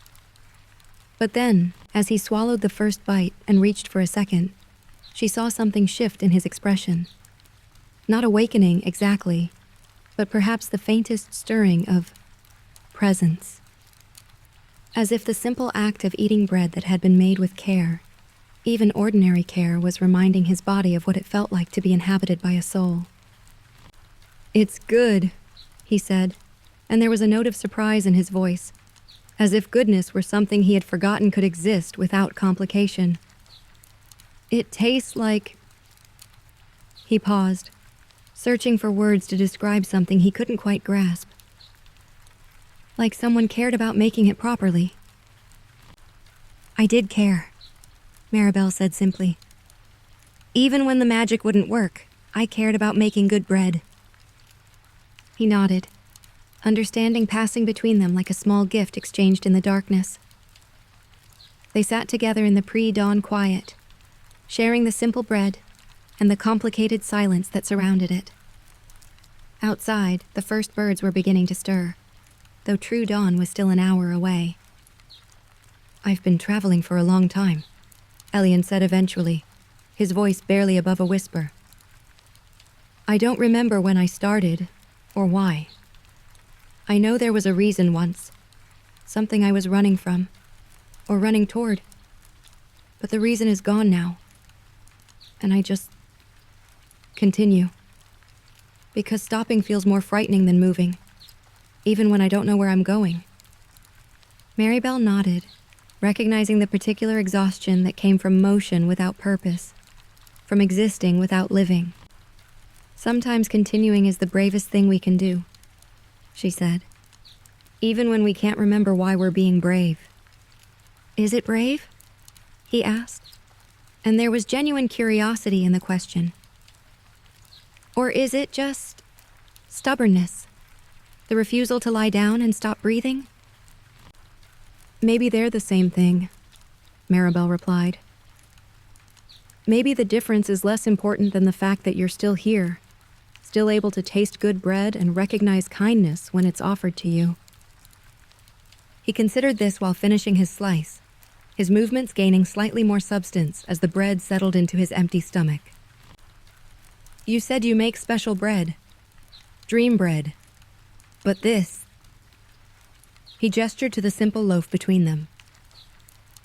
"This is what you made for me." "This is what the ingredients would allow me to make," Maribel explained gently. "Dream baking requires something to work with. Memories, feelings, experiences that have been buried but not destroyed. Without those foundations, the magic has nothing to build upon." "So I'm too empty," he said, not with bitterness, but with the flat acceptance of someone stating an obvious fact. Too broken for even magical bread to help. "No," Maribel said firmly, surprising herself with the conviction in her voice. "Not too broken. Just differently broken than I've encountered before. My usual methods don't work for you, but that doesn't mean nothing will work. It just means I need to learn new methods." He looked at her then with something that might have been the beginning of hope, so faint and fragile that she was afraid to acknowledge it directly for fear of frightening it away. "You would do that?" he asked. "Try new methods? For a stranger who can't even remember his own past well enough to explain why he has no dreams." "I would do that," she confirmed. "Because everyone deserves to dream. Everyone deserves to feel the warmth of sunlight, even if they've forgotten what warmth feels like. And because that's what bread is for in the end. Not just the magical kind, but all bread. It's for feeding the hungry, whether their hunger is for food or for hope, or for the simple knowledge that someone in the world cares whether they continue breathing." As the first hint of true dawn began to gray the windows of the bakery, Maribel found herself making a commitment she hadn't planned and didn't fully understand. But the rightness of it settled into her bones like warmth returning to hands that had been too long in the cold. She would find a way to reach this lost soul. She would learn to bake dreams for the dreamless, to kindle hope in the hopeless, to make bread that could nourish even the most profoundly emptied heart. It would be the greatest challenge of her career as a dream baker. But looking at Elian's face as he accepted a third slice of ordinary bread with something approaching gratitude, she knew it would also be the most important work she had ever undertaken. The morning was coming, bringing with it the promise of a new day and new possibilities. And in the Mooncrust Bakery, surrounded by the lingering warmth of ovens and the simple magic of bread shared between strangers, two lost souls began the delicate work of learning to hope again. Chapter 7. Tea and the Taste of Belonging. The morning brought regular customers to the Mooncrust Bakery, their familiar rhythms a comfort after the strangeness of the midnight encounter. Mrs. Elliver arrived for her weekly sourdough, her silver locket catching the light as she hummed snatches of old waltzes. Mr. Fenn came for his cinnamon roll, and peaceful drowse by the window. Young Peter from the bookshop bought his usual morning pastry, and the vicar's wife selected tea cakes for the afternoon parish meeting. Each transaction was conducted with the gentle efficiency Maribel had perfected over her years on Wishing Street. But today she found herself dividing her attention between her customers and the man who sat quietly in the corner booth, nursing a cup of tea that had long since grown cold. Elian. He had settled on the name after she mentioned its meaning, as if giving himself permission to claim an identity that felt familiar. Had spent the night in her sitting room. He hadn't slept, as he'd predicted, but he seemed less hollow than he had in the small hours of the morning. Perhaps it was simply the effect of warmth and shelter, or perhaps the ordinary bread had provided more nourishment than either of them had expected. Now he sat with the careful stillness of someone trying not to take up too much space in the world, watching the morning life of the bakery with the attention of someone who had forgotten what normal human interaction looked like. Occasionally, Maribel caught him studying a customer's face with intense curiosity, as if trying to decode the mystery of how people moved through their days with purpose and apparent contentment. When the morning rush had passed and the bakery settled into its midday quiet, Maribel approached his table with a fresh pot of tea and a selection of small pastries she thought might tempt him to eat something more substantial than the single slice of bread he had managed at dawn. "How are you feeling?" she asked, settling into the chair across from him. "Did you manage any rest at all?" "I sat quietly," he replied, which wasn't quite an answer but seemed to be the best he could offer. "Your sitting room is very peaceful. I listened to the sounds of the building settling, the rain stopping, the birds beginning to sing. It was pleasant to listen to life continuing around me without requiring my participation." Maribel poured fresh tea for both of them, adding honey to his cup without asking. She had noticed that he seemed to crave sweetness, as if his body were trying to compensate for some deep deprivation of joy. "The morning customers seem to fascinate you," she observed gently. "You watch them very carefully." "I was trying to understand how they do it," he said, accepting the tea with hands that were steadier than they had been the night before. "How they know what they want. How they move through their interactions with such certainty. That woman with the locket, she knew exactly which bread she wanted, knew how much to pay, knew how to make conversation that seemed to mean something to both of you. I watched her and thought, I used to know how to do that. I used to be someone who could walk into a shop and belong there, even temporarily." "Mrs. Elliver has been coming here for 3 years, Maribel said. But the first time she visited, she was just as uncertain as anyone else in a new place. Belonging isn't something you're born knowing how to do. It's something you learn, one small interaction at a time." Elian considered this, turning the warm cup between his palms. "I don't remember learning it the first time," he said quietly. "I have fragments, impressions of conversations, the feeling of laughing with other people, the sense that I once moved through the world with confidence. But it's like trying to remember a dream after waking. The harder I reach for the details, the more they slip away." "What do you remember?" Maribel asked, keeping her voice gentle and unintrusive. "Not the specific details, but the feelings, the impressions."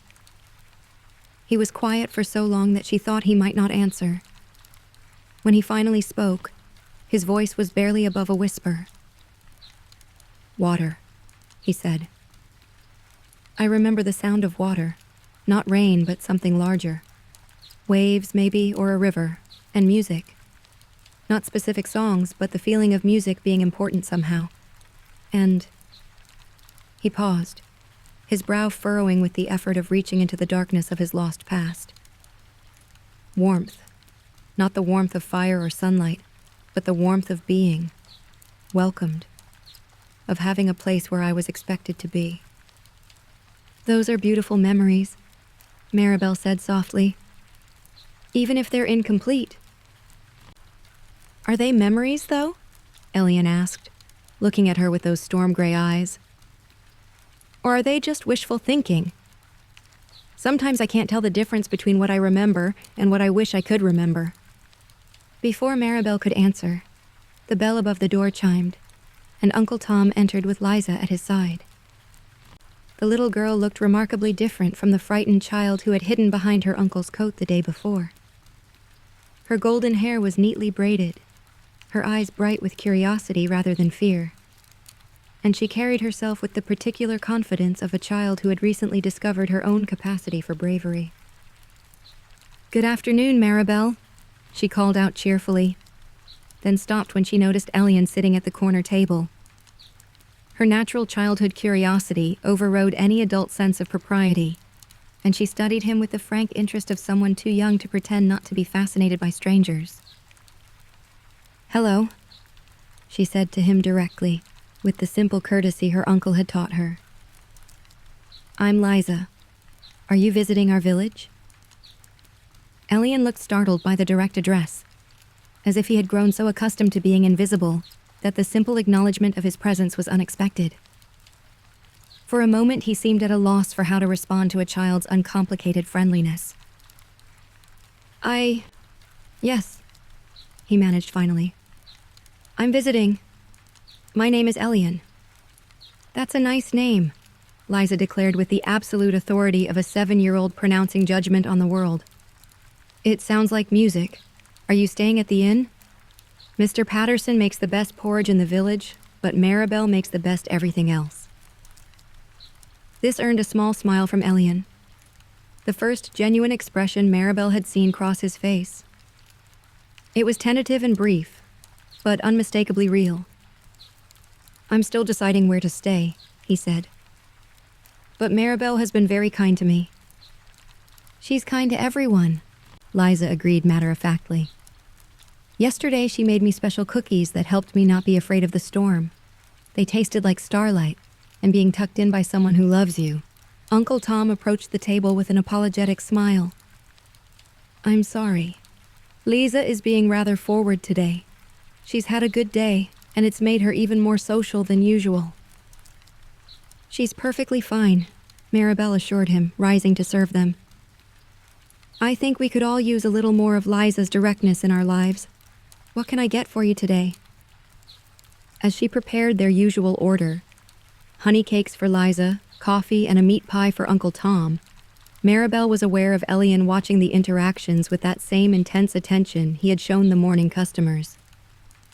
But now there was something different in his observation, a quality that suggested he was beginning to remember, not specific details, but the rhythm of normal human connection. "Elian," Liza said, apparently having decided that they were now friends. "Do you have any children?" The question hit him like a physical blow. Maribel saw him flinch, saw his hands tighten on his teacup until his knuckles went white. For a moment, she thought he might flee, might simply stand up and walk out of the bakery and continue his aimless wandering, rather than confront whatever that innocent question had awakened. But instead, he took a shaky breath and said, very quietly, "I don't know." The honesty of the answer, and the pain it carried, seemed to reach Liza in the way that children sometimes understand things that elude adults. Her expression grew serious, and she moved closer to his table with the gravity of someone offering comfort. "That must be very scary," she said simply. "Not knowing important things about yourself." "It is," Elian admitted. And there was something in his voice that hadn't been there before. Not quite emotion, but the shadow of where emotion might once have lived. "When I have bad dreams," Liza continued, "Uncle Tom tells me stories about my mama and papa. He says that even when we can't remember all the details, love doesn't disappear.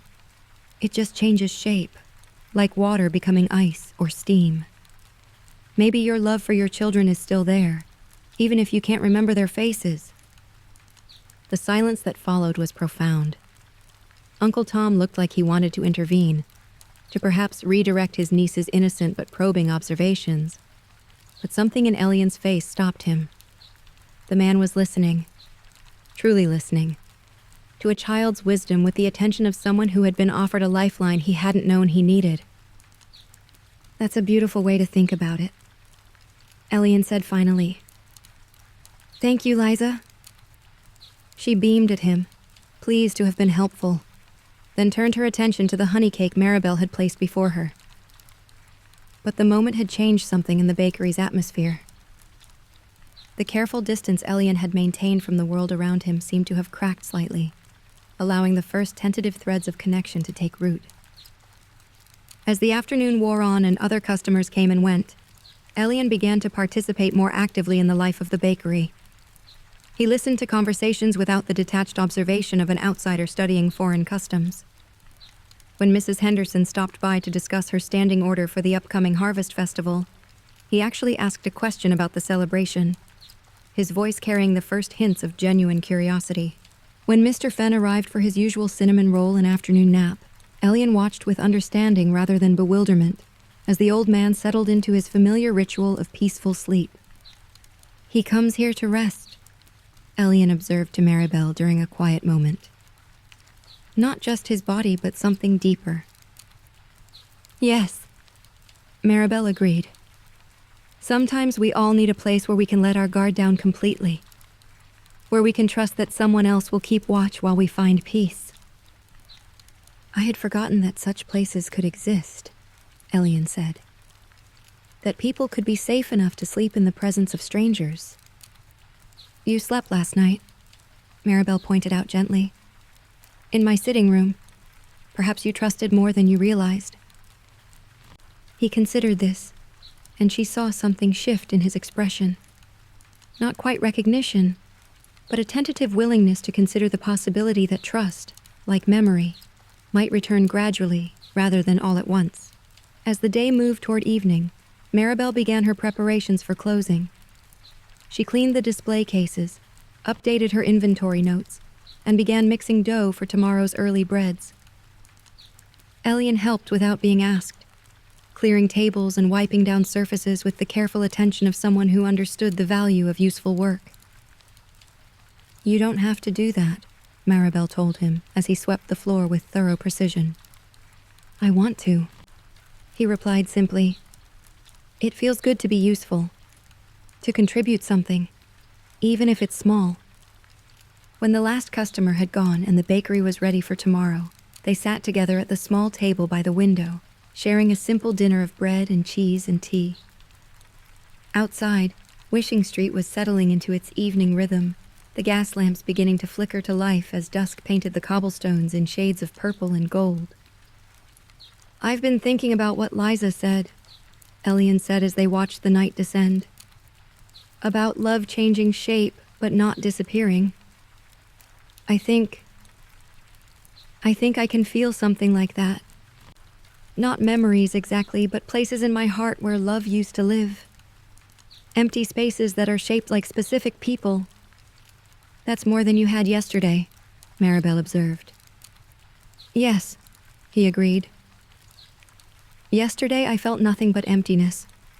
Today I can feel the shape of what the emptiness replaced. It's still painful, but it's different. More honest somehow.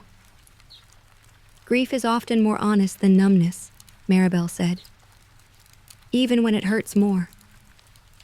As they prepared to part for the night, Elian to the small room above the inn that Uncle Tom had recommended, Maribel to her apartment above the bakery, she found herself reluctant to let him go.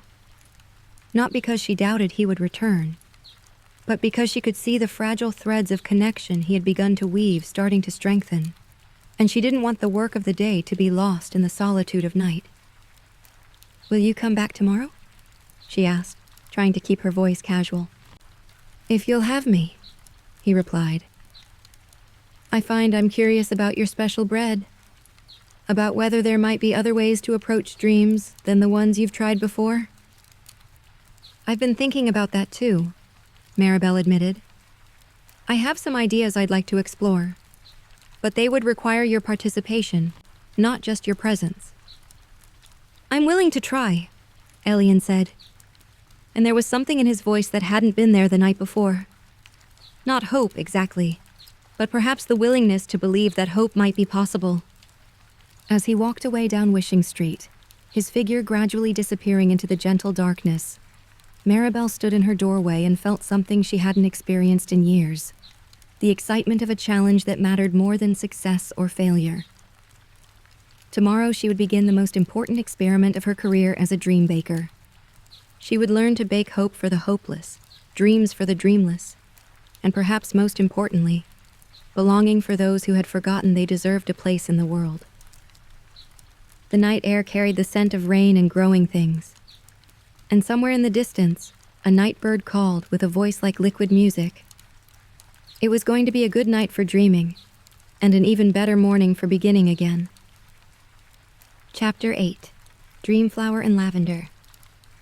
Maribel woke before dawn with the clarity that sometimes came from dreams too vivid to forget. She had been visited in sleep by her grandmother, not as she had been in her final years, bent and silvered by age, but as she had appeared in the stories of her youth, when her weather witch hands could coax rain from reluctant skies and bake sunshine into winter breads. In the dream, they had stood together in a kitchen that existed somewhere between memory and possibility, surrounded by ingredients that glowed with their own inner light. Her grandmother's voice had been as clear as spring water as she explained the secret Maribel had been reaching for without quite understanding what she sought. "Dreams aren't always made from what was, child," the old woman had said, her hands moving through flour that sparkled like ground starlight. "Sometimes they must be made from what could be. For those who have lost everything, we must become their first dream ourselves." Now, fully awake in her small apartment above the bakery, Maribel understood. She had been approaching Elian's condition as if it were a puzzle to be solved with the right combination of magical ingredients. But magic, at its deepest level, wasn't about manipulating reality. It was about believing so completely in possibility that the universe rearranged itself to accommodate that belief. She dressed quietly and made her way downstairs to the bakery, her bare feet silent on the worn wooden stairs. Crumb followed her with the patient air of a cat who had grown accustomed to his human's unpredictable sleeping patterns. The bakery was cool and still, filled with the lingering sense of yesterday's breads and the promise of today's creations. But instead of beginning with her usual morning preparations, Maribel gathered her cloak and a small wicker basket and slipped out into the pre-dawn darkness of Wishing Street. The village was deeply asleep, windows dark and streets empty, except for the occasional cat pursuing mysteries only cats could understand. Maribel walked with purpose toward the outskirts of the settlement, where cultivated gardens gave way to wild meadows and ancient groves that had never known the touch of human cultivation. She knew exactly where she was going. Beyond the village proper, in a hollow where 3 streams converged and wildflowers grew in impossible profusion, there was a place her grandmother had called the First Garden. It was said to be where the earliest inhabitants of the valley had first learned to coax food from wild seeds, where the boundary between human intention and natural magic had first grown thin enough to cross. The walk took nearly an hour, but Maribel didn't mind. The rhythm of walking helped organize her thoughts, and by the time she reached the hidden valley, she knew exactly what she needed to gather and why. The first garden was even more beautiful than she remembered. Moonlight silvered the tall grass and caught the dewdrops that jeweled spiderwebs like nature's own lacework. The air was thick with the scent of night-blooming flowers and the green smell of water over stones. And everywhere, growing wild and free, were the herbs her grandmother had taught her to recognize by moonlight. The special ones that only revealed their true properties when gathered in the hour before dawn. Maribel knelt beside a patch of lavender that grew in a perfect spiral, its purple spikes heavy with fragrance and moonlight. But this wasn't ordinary lavender. These plants grew only in places where dreams had been particularly vivid, where the boundary between sleep and waking had worn thin from repeated crossing. She harvested the flower heads with careful reverence, whispering her grandmother's old words of gratitude to the plants that gave their essence freely. Next, she gathered chamomile that glowed faintly in the darkness, its small white flowers carrying the peace of dreamless sleep transformed into restful slumber. Then came the wild roses whose petals held the first blush of dawn, herbs whose names existed only in the old tongue, and finally, growing beside the largest of the three streams, wheat that had never been cultivated by human hands but had learned to grow in perfect spirals, each grain containing the memory of every dream that had ever taken root in rich soil. The wild wheat was the most important ingredient and the most difficult to harvest. It grew in water up to her knees, and each stalk had to be cut with a knife that had never drawn blood, while speaking aloud the dream she hoped to create. As Maribel waded into the stream, her skirts soaking in the cold water, she began to voice the vision that had crystallized during her walk. "I dream of bread that carries its own hopes," she said to the listening water and the watching stars. "Bread that can plant the first seed of possibility in ground that has been swept clean by loss.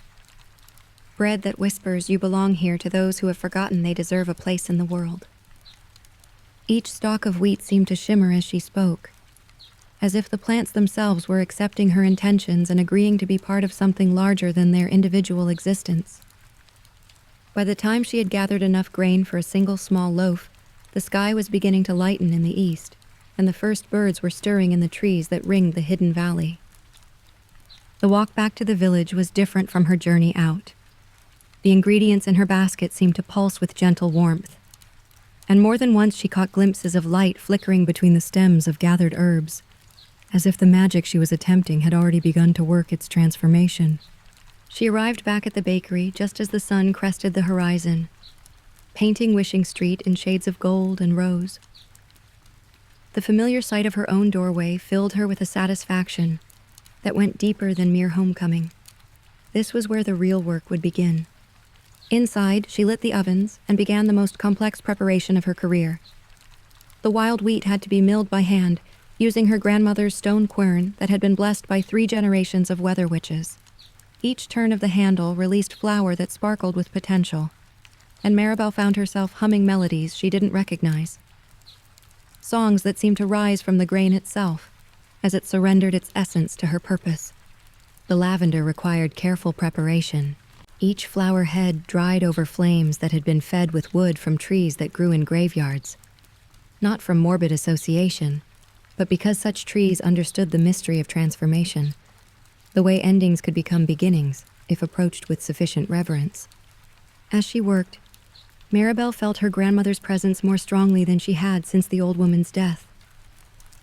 It was as if the act of preparing dream bread for someone who had no dreams had opened a doorway between the worlds, allowing wisdom to flow from past to present, like water finding its natural course.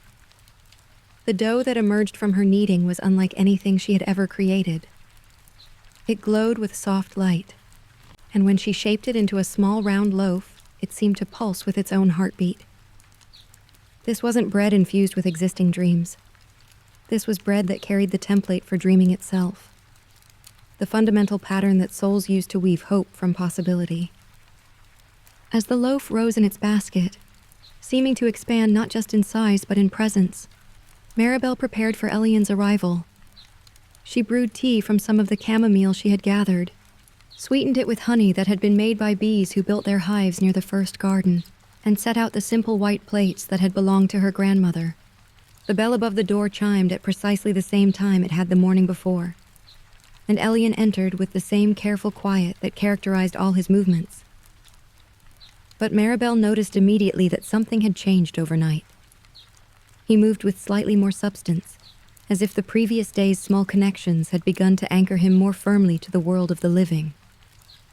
"Good morning," he said, and his voice carried a note of genuine greeting rather than mere politeness. "I hope you slept well." "I had the most remarkable dream," Maribel replied, gesturing for him to take his usual seat by the window. "My grandmother visited me and taught me something I had forgotten I never knew." Elian settled into his chair with the movements of someone who was beginning to remember what comfort felt like. "That sounds mysterious and wonderful. Will you tell me about it?" As Maribel related her dream and her pre-dawn journey to the first garden, she watched Elian's face with careful attention. She could see him listening not just with his mind, but with some deeper part of himself. as if her story was awakening echoes in the empty spaces of his memory. "You gathered ingredients by moonlight," he said when she finished. "That sounds like something from a fairy tale." "All the best magic sounds like fairy tales until you experience it yourself," Maribel replied. "And I think today, if you're willing, you're going to experience something that will feel very much like magic." She brought the special loaf from its resting place, and Elian's breath caught when he saw it.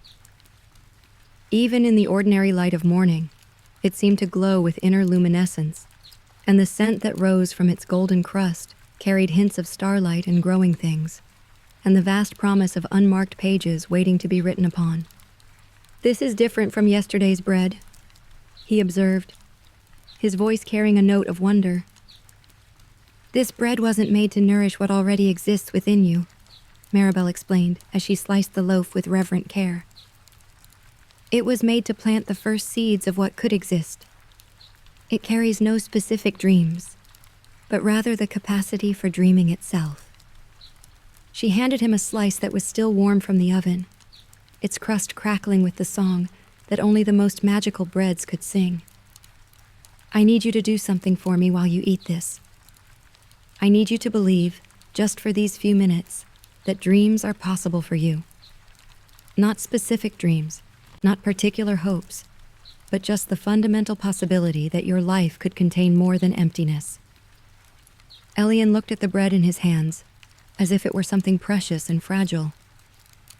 "I don't know if I remember how to believe in possibility," he said quietly. "Then let the bread remember for you," Maribel replied. "Trust it to carry what you can't carry yourself, at least for now." He took the first bite with the same careful attention he had given yesterday's ordinary bread. But this time, the change was immediate and unmistakable. His eyes widened, and his entire body seemed to straighten, as if something that had been compressed within him was finally being allowed to unfold. "I can taste," he began, then stopped, his expression filled with wonder and confusion.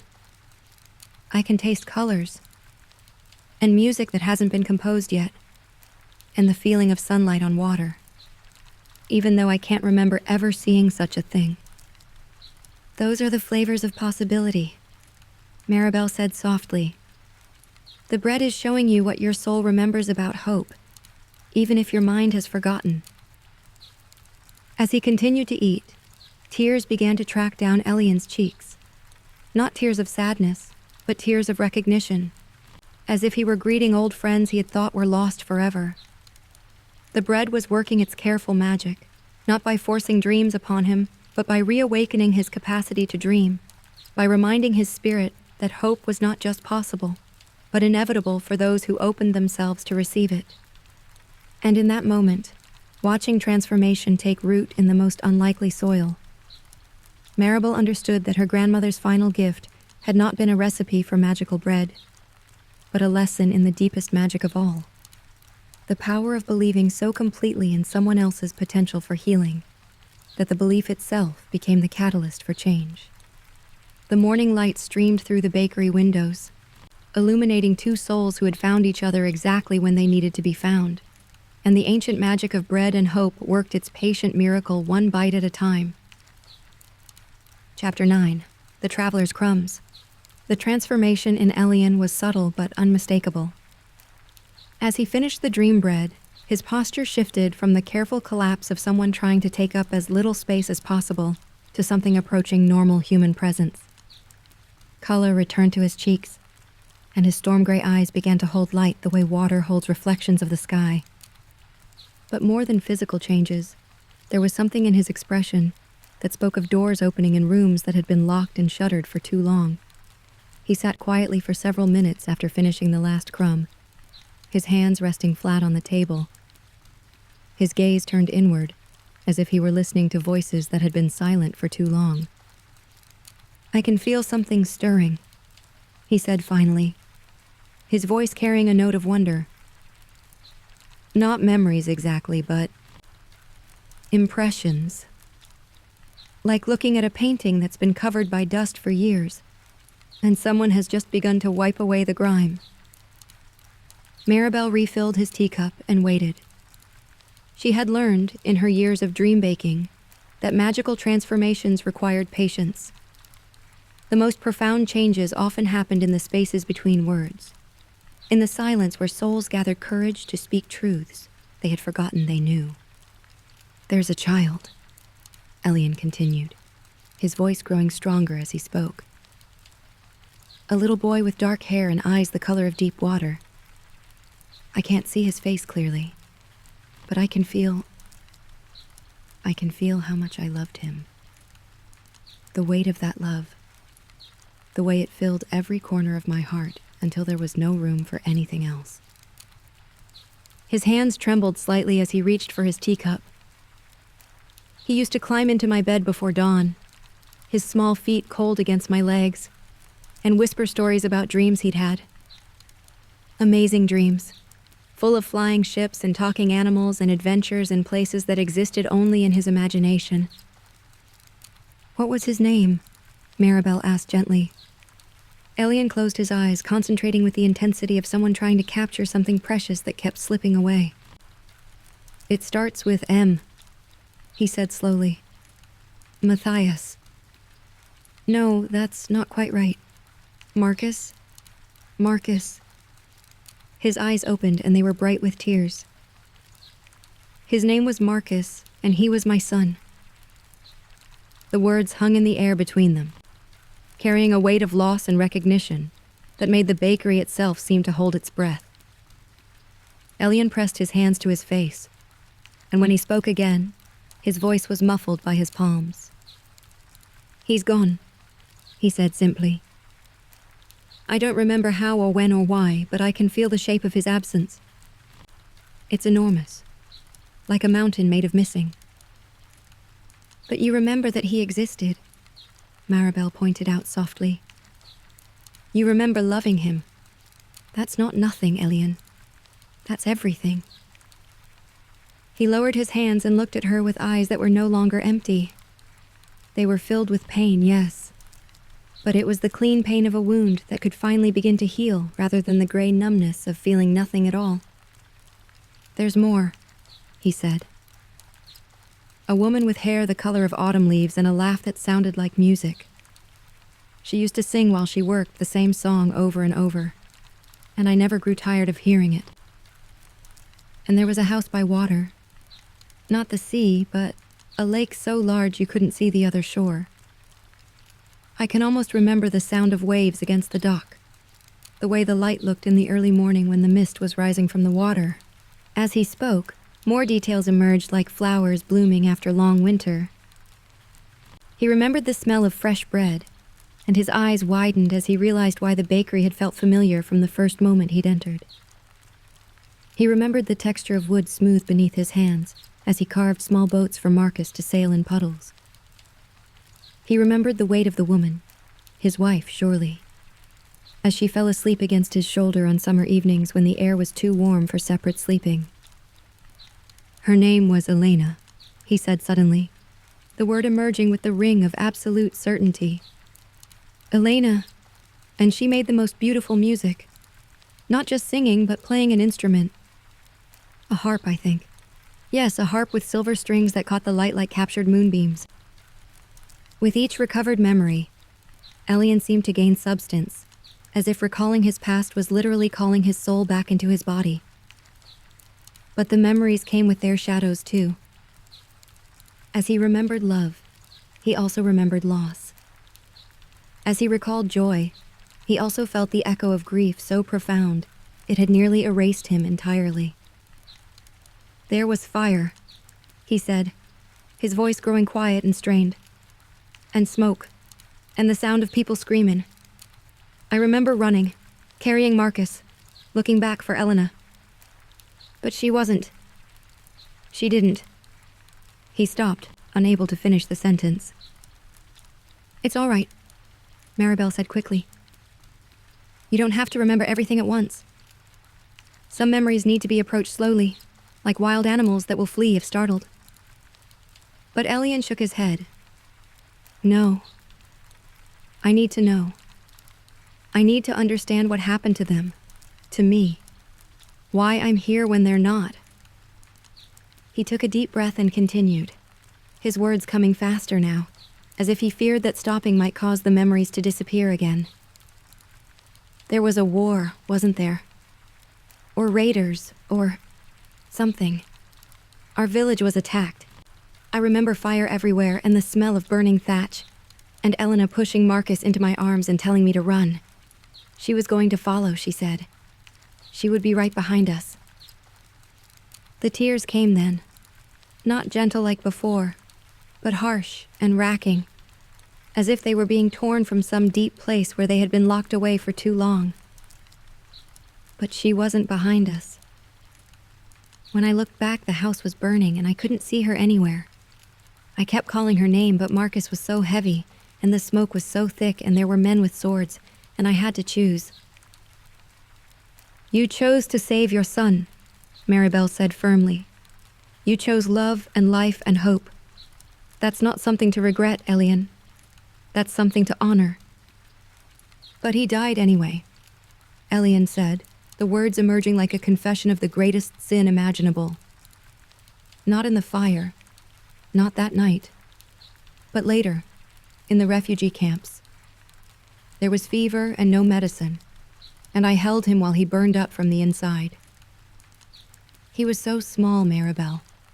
So small and brave, and he kept apologizing for being sick, as if it were his fault that the world had gone mad around us.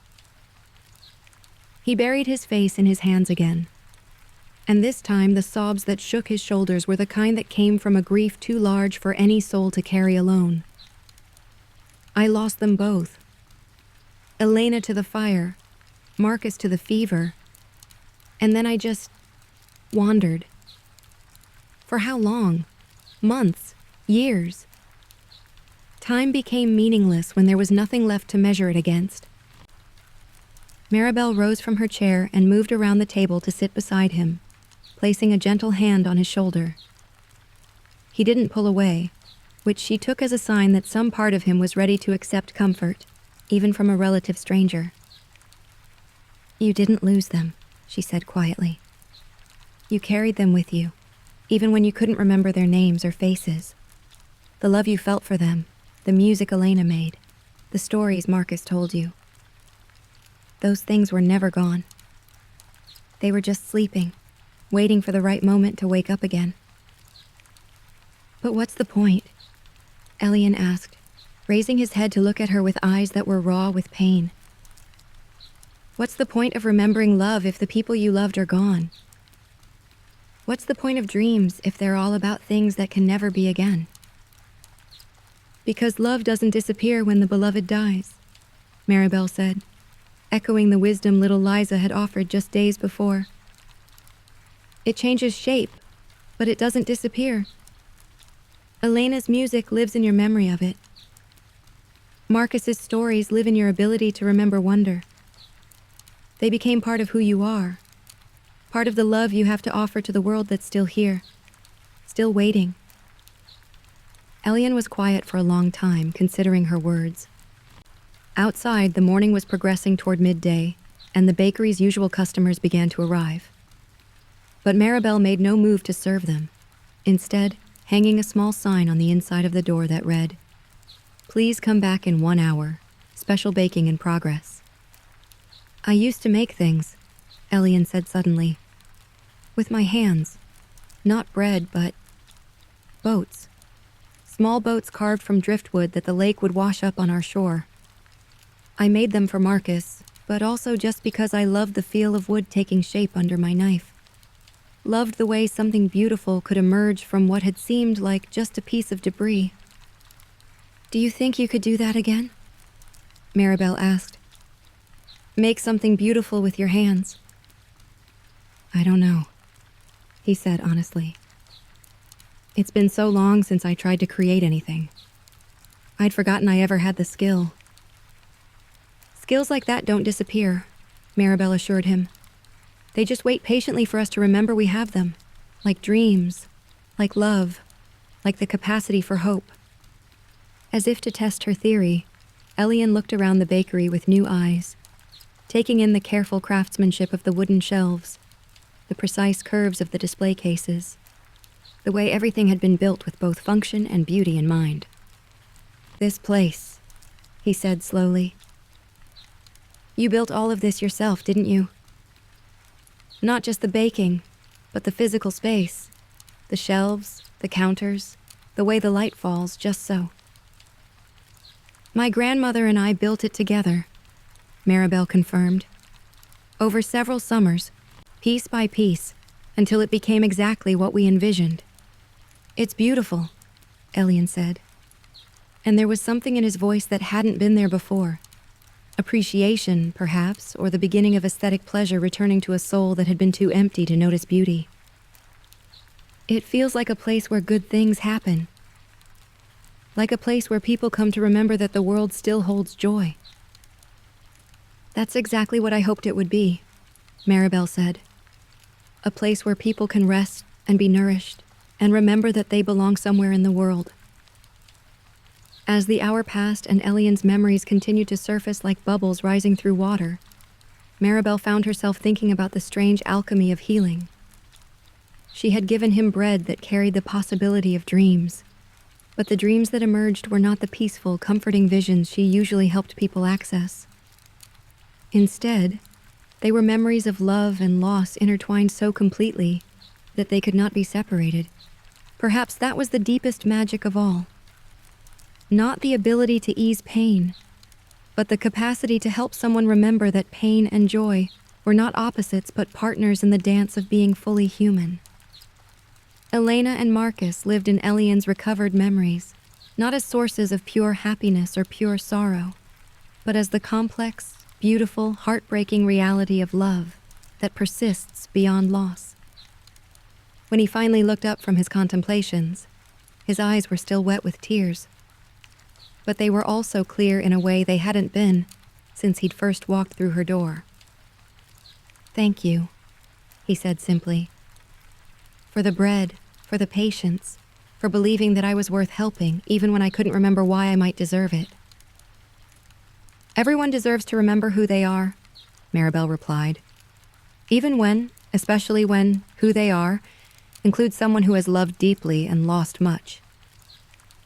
As she turned the sign on her door back to open and began to serve the customers who had patiently waited outside, Maribel was aware of Elian watching the interactions with new understanding.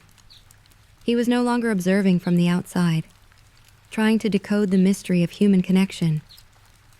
Instead, he was remembering what it felt like to be part of the web of small kindnesses and casual conversations that bound communities together. When Mrs. Elliver arrived for her afternoon visit, she immediately noticed the change in the bakery's atmosphere. Her bright eyes took in Elian's tear-stained but no longer empty face, and she approached his table with the gentle directness of someone who had lived long enough to recognize significant moments when they occurred.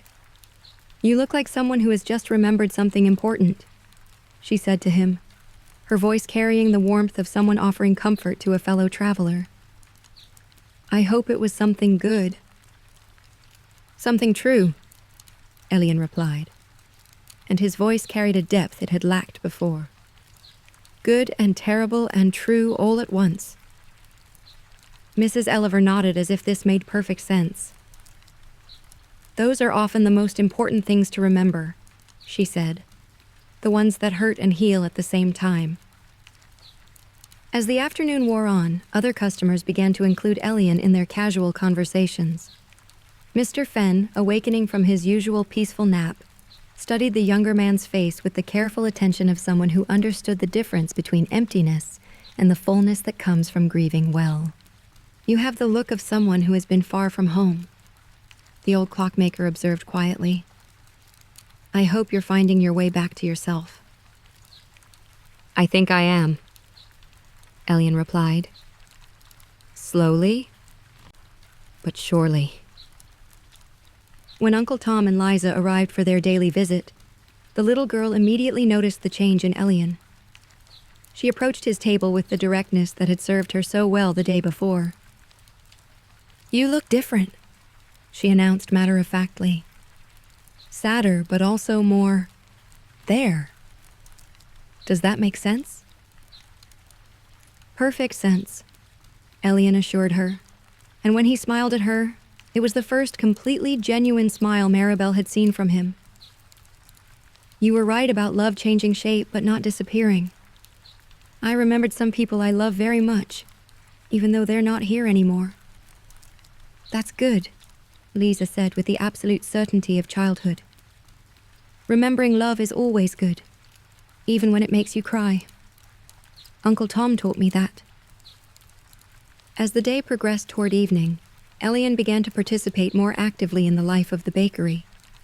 He helped clear tables, restocked the wood for the ovens, and even assisted Maribel with some of the simpler bread preparations.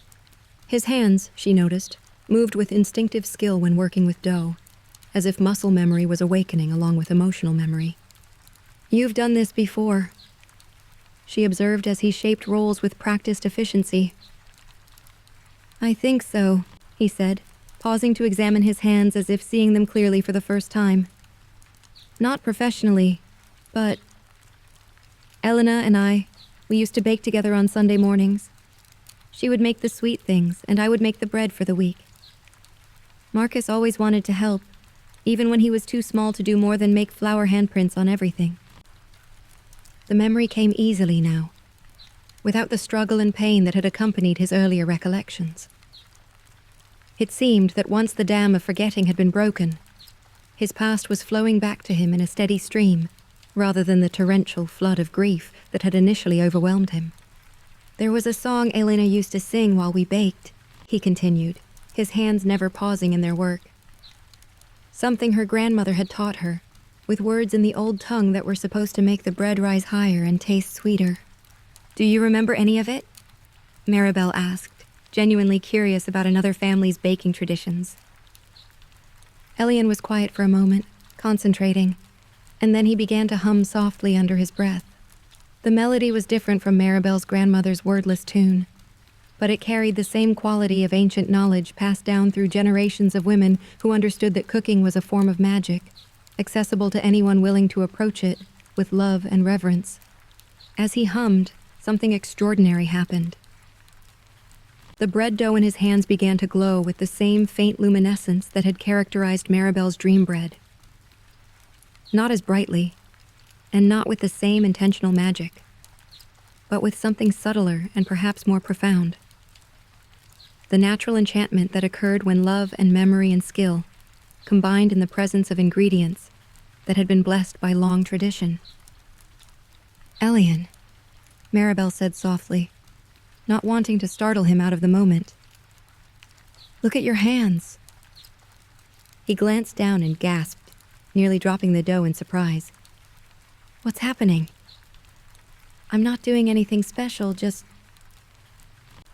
remembering, Maribel finished. Just allowing yourself to be who you were before the world tried to empty you out. The magic isn't coming from me this time. It's coming from you. They stood together in the warm kitchen, watching the faint light pulse gently through the dough in his hands, and Maribel felt a profound satisfaction that had nothing to do with her own abilities as a dream baker. This was better than any magic she could have worked herself. This was a soul remembering its own capacity for wonder, its own ability to bring light into the world. I don't understand, Elian said, but his voice carried joy rather than confusion. I thought magic was something rare, something that only special people could do. Magic is just love made visible, Maribel replied, quoting her grandmother's favorite saying. And you, Elian, are someone who loved deeply and well. That doesn't disappear just because the people you loved are no longer physically present. It becomes part of who you are, part of what you have to offer to the world. As the evening deepened and the last customers departed, Elian helped Maribel close the bakery with the comfortable efficiency of someone who had found meaningful work to do. The bread he had shaped, ordinary dinner rolls infused with the gentle magic of recovered memory, sat rising in their baskets, and the sight of them filled Maribel with hope for possibilities she was only beginning to imagine. What happens now? Elian asked as they finished the day's cleanup. I remember who I was, but I don't know who I'm supposed to be. Elena and Marcus are gone. Our home is gone. The life I built with them exists only in memory. How do I go forward from here? The same way everyone goes forward, Maribel said gently. One day at a time, one choice at a time, one small act of love at a time. You carry Elena's music and Marcus's stories with you, and you find new ways to share what they taught you about being human. Could I?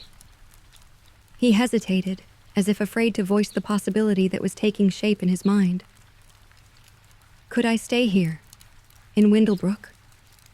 Not forever, necessarily, but long enough to remember how to live in the world again. I was hoping you would ask, Maribel admitted.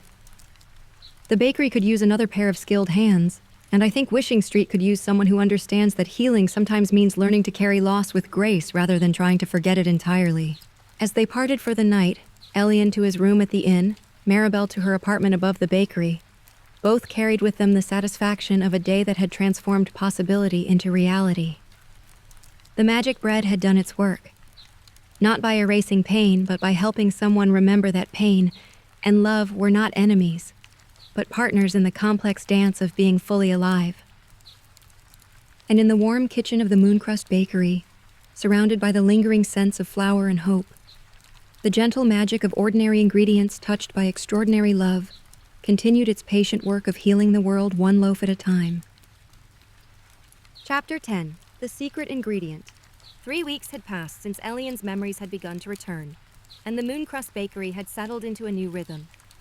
He had taken lodgings in the small apartment above the cobbler's shop, and his days were divided between helping Maribel with the baking and taking long walks through the countryside surrounding Windlebrook, as if he were slowly learning to inhabit his own life again. The change in him was remarkable. Where once he had moved through the world like a ghost, trying not to disturb the living, he now carried himself with the quiet dignity of someone who had survived unimaginable loss and chosen to continue loving despite the risk of further heartbreak.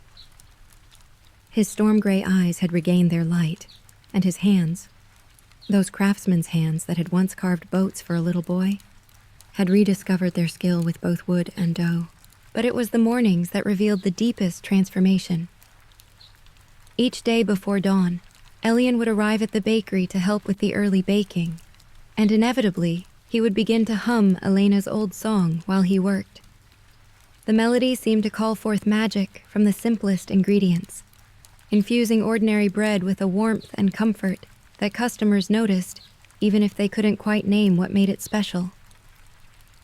There's something different about the morning loaves lately, Mrs. Elliver had commented just yesterday, clutching her usual sourdough with obvious pleasure. They taste like, well, like someone very happy made them. Maribel had glanced at Elian, who was shaping dinner rolls with the unconscious grace of long practice, and smiled. Happy wasn't quite the right word. He still carried his grief openly, still spoke of Elena and Marcus with eyes that misted over.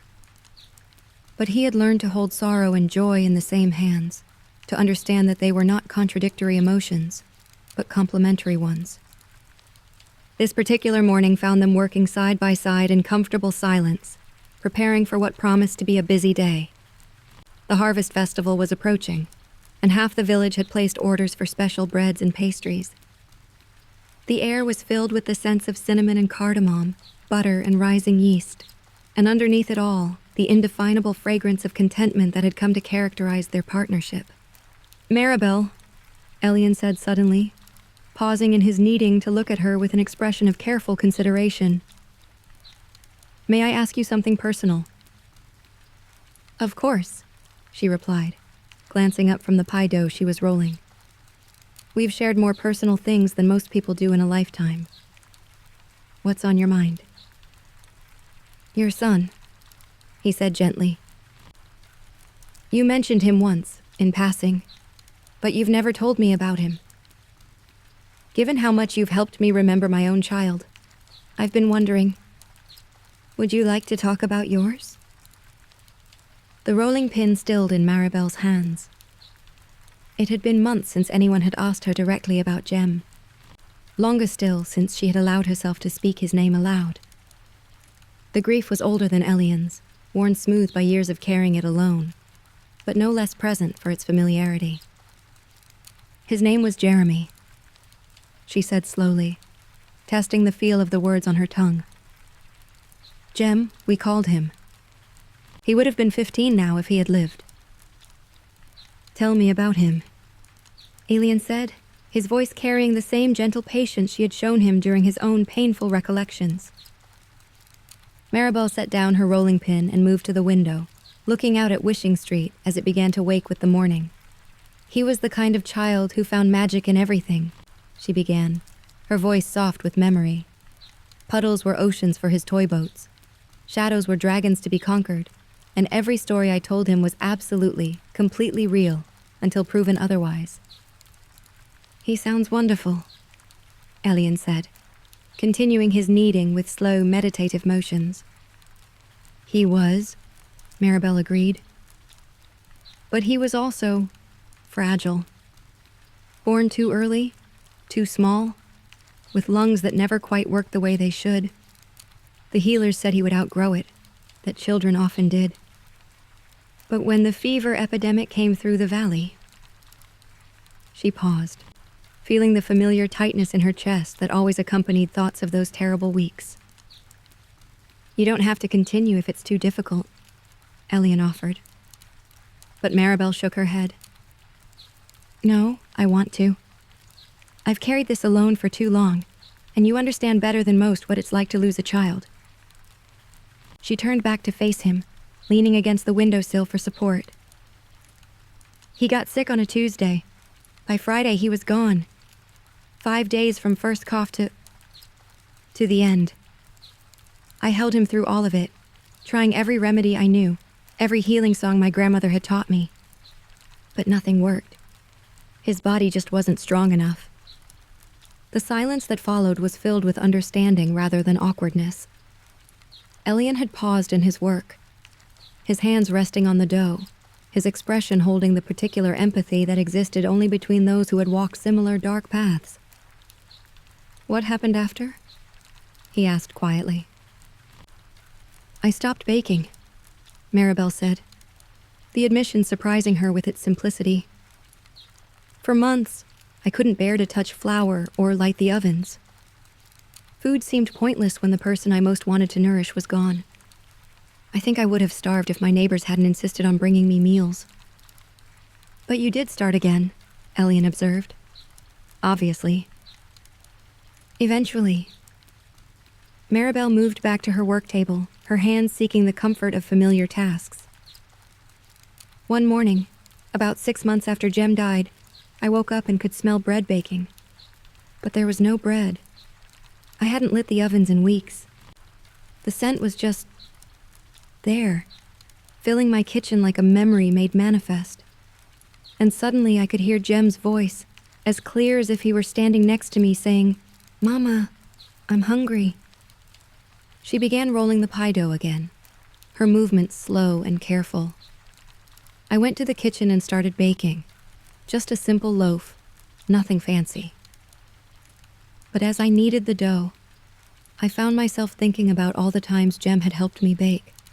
The way he would stand on a stool beside me and help by eating half the ingredients before they made it into the bowl. And that's when you discovered your gift for dream baking? Elian guessed. Not exactly. Maribel smiled at the memory. That first loaf was terrible. Heavy and dense, because I'd forgotten how much salt to use and my technique was rusty from disuse. But when I ate it, I could taste Jem's laughter. Not a memory of laughter, but the actual sound and feeling of it, as if he were right there with me, giggling at his mama's kitchen disaster. The magic came from love, Elian said, understanding lighting his features, from the need to connect with him again. Yes, but more than that. Maribel paused in her rolling, considering how to explain the revelation that had changed her life. It came from the realization that love doesn't end when someone dies. It just needs new ways to express itself. I couldn't bake for Jem anymore, but I could bake the love I felt for him into bread for others who needed nourishment of the soul. Is that why you moved to Wishing Street? Elian asked. To start over somewhere new? I moved here because this is where the magic was strongest, Maribel replied. My grandmother had told me stories about Wishing Street, about how it was a place where different kinds of healing were possible. I thought if I was going to learn to bake dreams and comfort and hope, I should do it somewhere that understood such things were necessary. They worked in comfortable silence for a while, each lost in their own thoughts.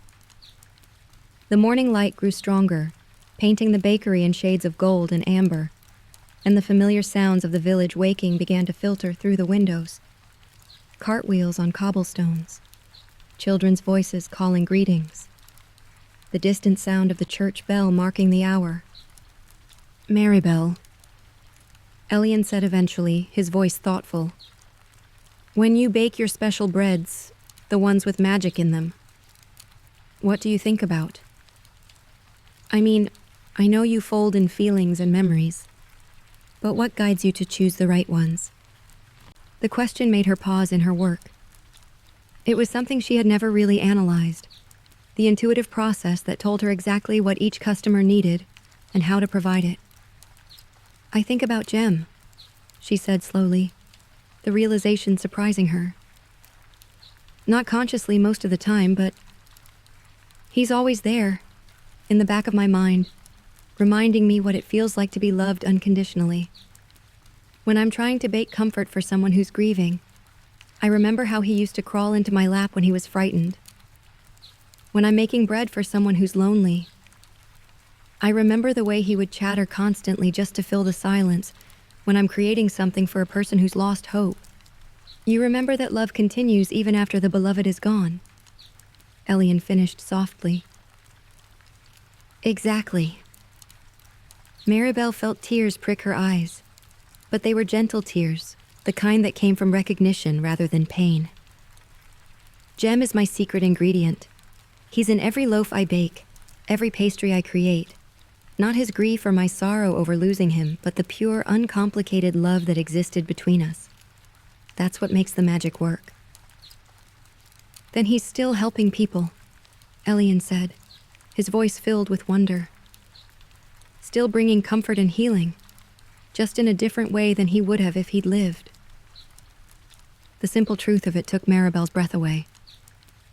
She had never thought of it quite like that. Had always focused on her own need to transform grief into something useful, rather than considering that Jem might, in some way, still be participating in the work of caring for others. Yes, she whispered, the word carrying the weight of revelation. Yes, he is. As the morning progressed and the first customers began to arrive, Maribel found herself seeing her work with new eyes. Each loaf that left the bakery carried not just her magic, but Jem's love transformed into nourishment for hungry souls. Each customer who left with lighter steps and brighter eyes was, in some small way, touched by the boy who had found magic in everything and believed absolutely in the reality of stories told with love. Thank you, she said to Elian as they prepared to open the shop for the day. For what? For helping me remember that healing others has always been a way of honoring him. For showing me that love finds ways to continue its work, even after we think we've lost everything that gave our lives meaning. Elian smiled, the expression transforming his face with warmth. I think that's something Elena and Marcus would understand completely. They're both part of every song I hum, every loaf I help bake, every kindness I manage to offer to the world. Our children live on in the love we choose to share. As the bell above the door chimed to announce their first customer of the day, Maribel felt a lightness in her chest that she hadn't experienced in years. The bakery was filled with more than the warmth of ovens and the scent of fresh bread.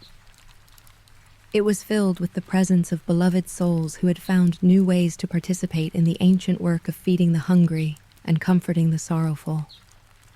And in that moment, surrounded by the morning bustle of Wishing Street and the gentle magic of bread made with love, Maribel understood that the most profound alchemy of all was not the transformation of flour into bread, but the transformation of grief into grace, of loss into love that never ended, but simply found new forms of expression. The secret ingredient had always been love. Not the love that clung and possessed, but the love that released and continued to nourish long after its original object was gone. It was the love that said, "Because I loved you, I will love others. Because you brought me joy, I will bring joy to the world. Because you were precious to me, I will treat all souls as precious." And that kind of love, Maribel realized, was the most powerful magic of all. Chapter 11. Mooncrust and Morning Stars. The harvest festival dawned crisp and golden, with the kind of light that made even ordinary things seem touched by magic. Wishing Street had been decorated overnight with garlands of autumn leaves and small lanterns that cast dancing shadows on the cobblestones. The entire village hummed with the energy of celebration, and the Mooncrust Bakery stood at the heart of it all, its windows glowing warmly against the morning chill. Maribel and Elian had been working since before dawn, preparing for what would be their busiest day of the year. The display cases were filled with specialties crafted specifically for the festival. Harvest bread studded with nuts and dried fruits, sweet rolls shaped like autumn leaves, and tiny tart shells waiting to be filled with the season's last berries. But the centerpiece of their efforts was a creation they had conceived together, a large braided loaf they had decided to call Mooncrust, after the bakery itself. The bread was more complex than anything either of them had attempted alone.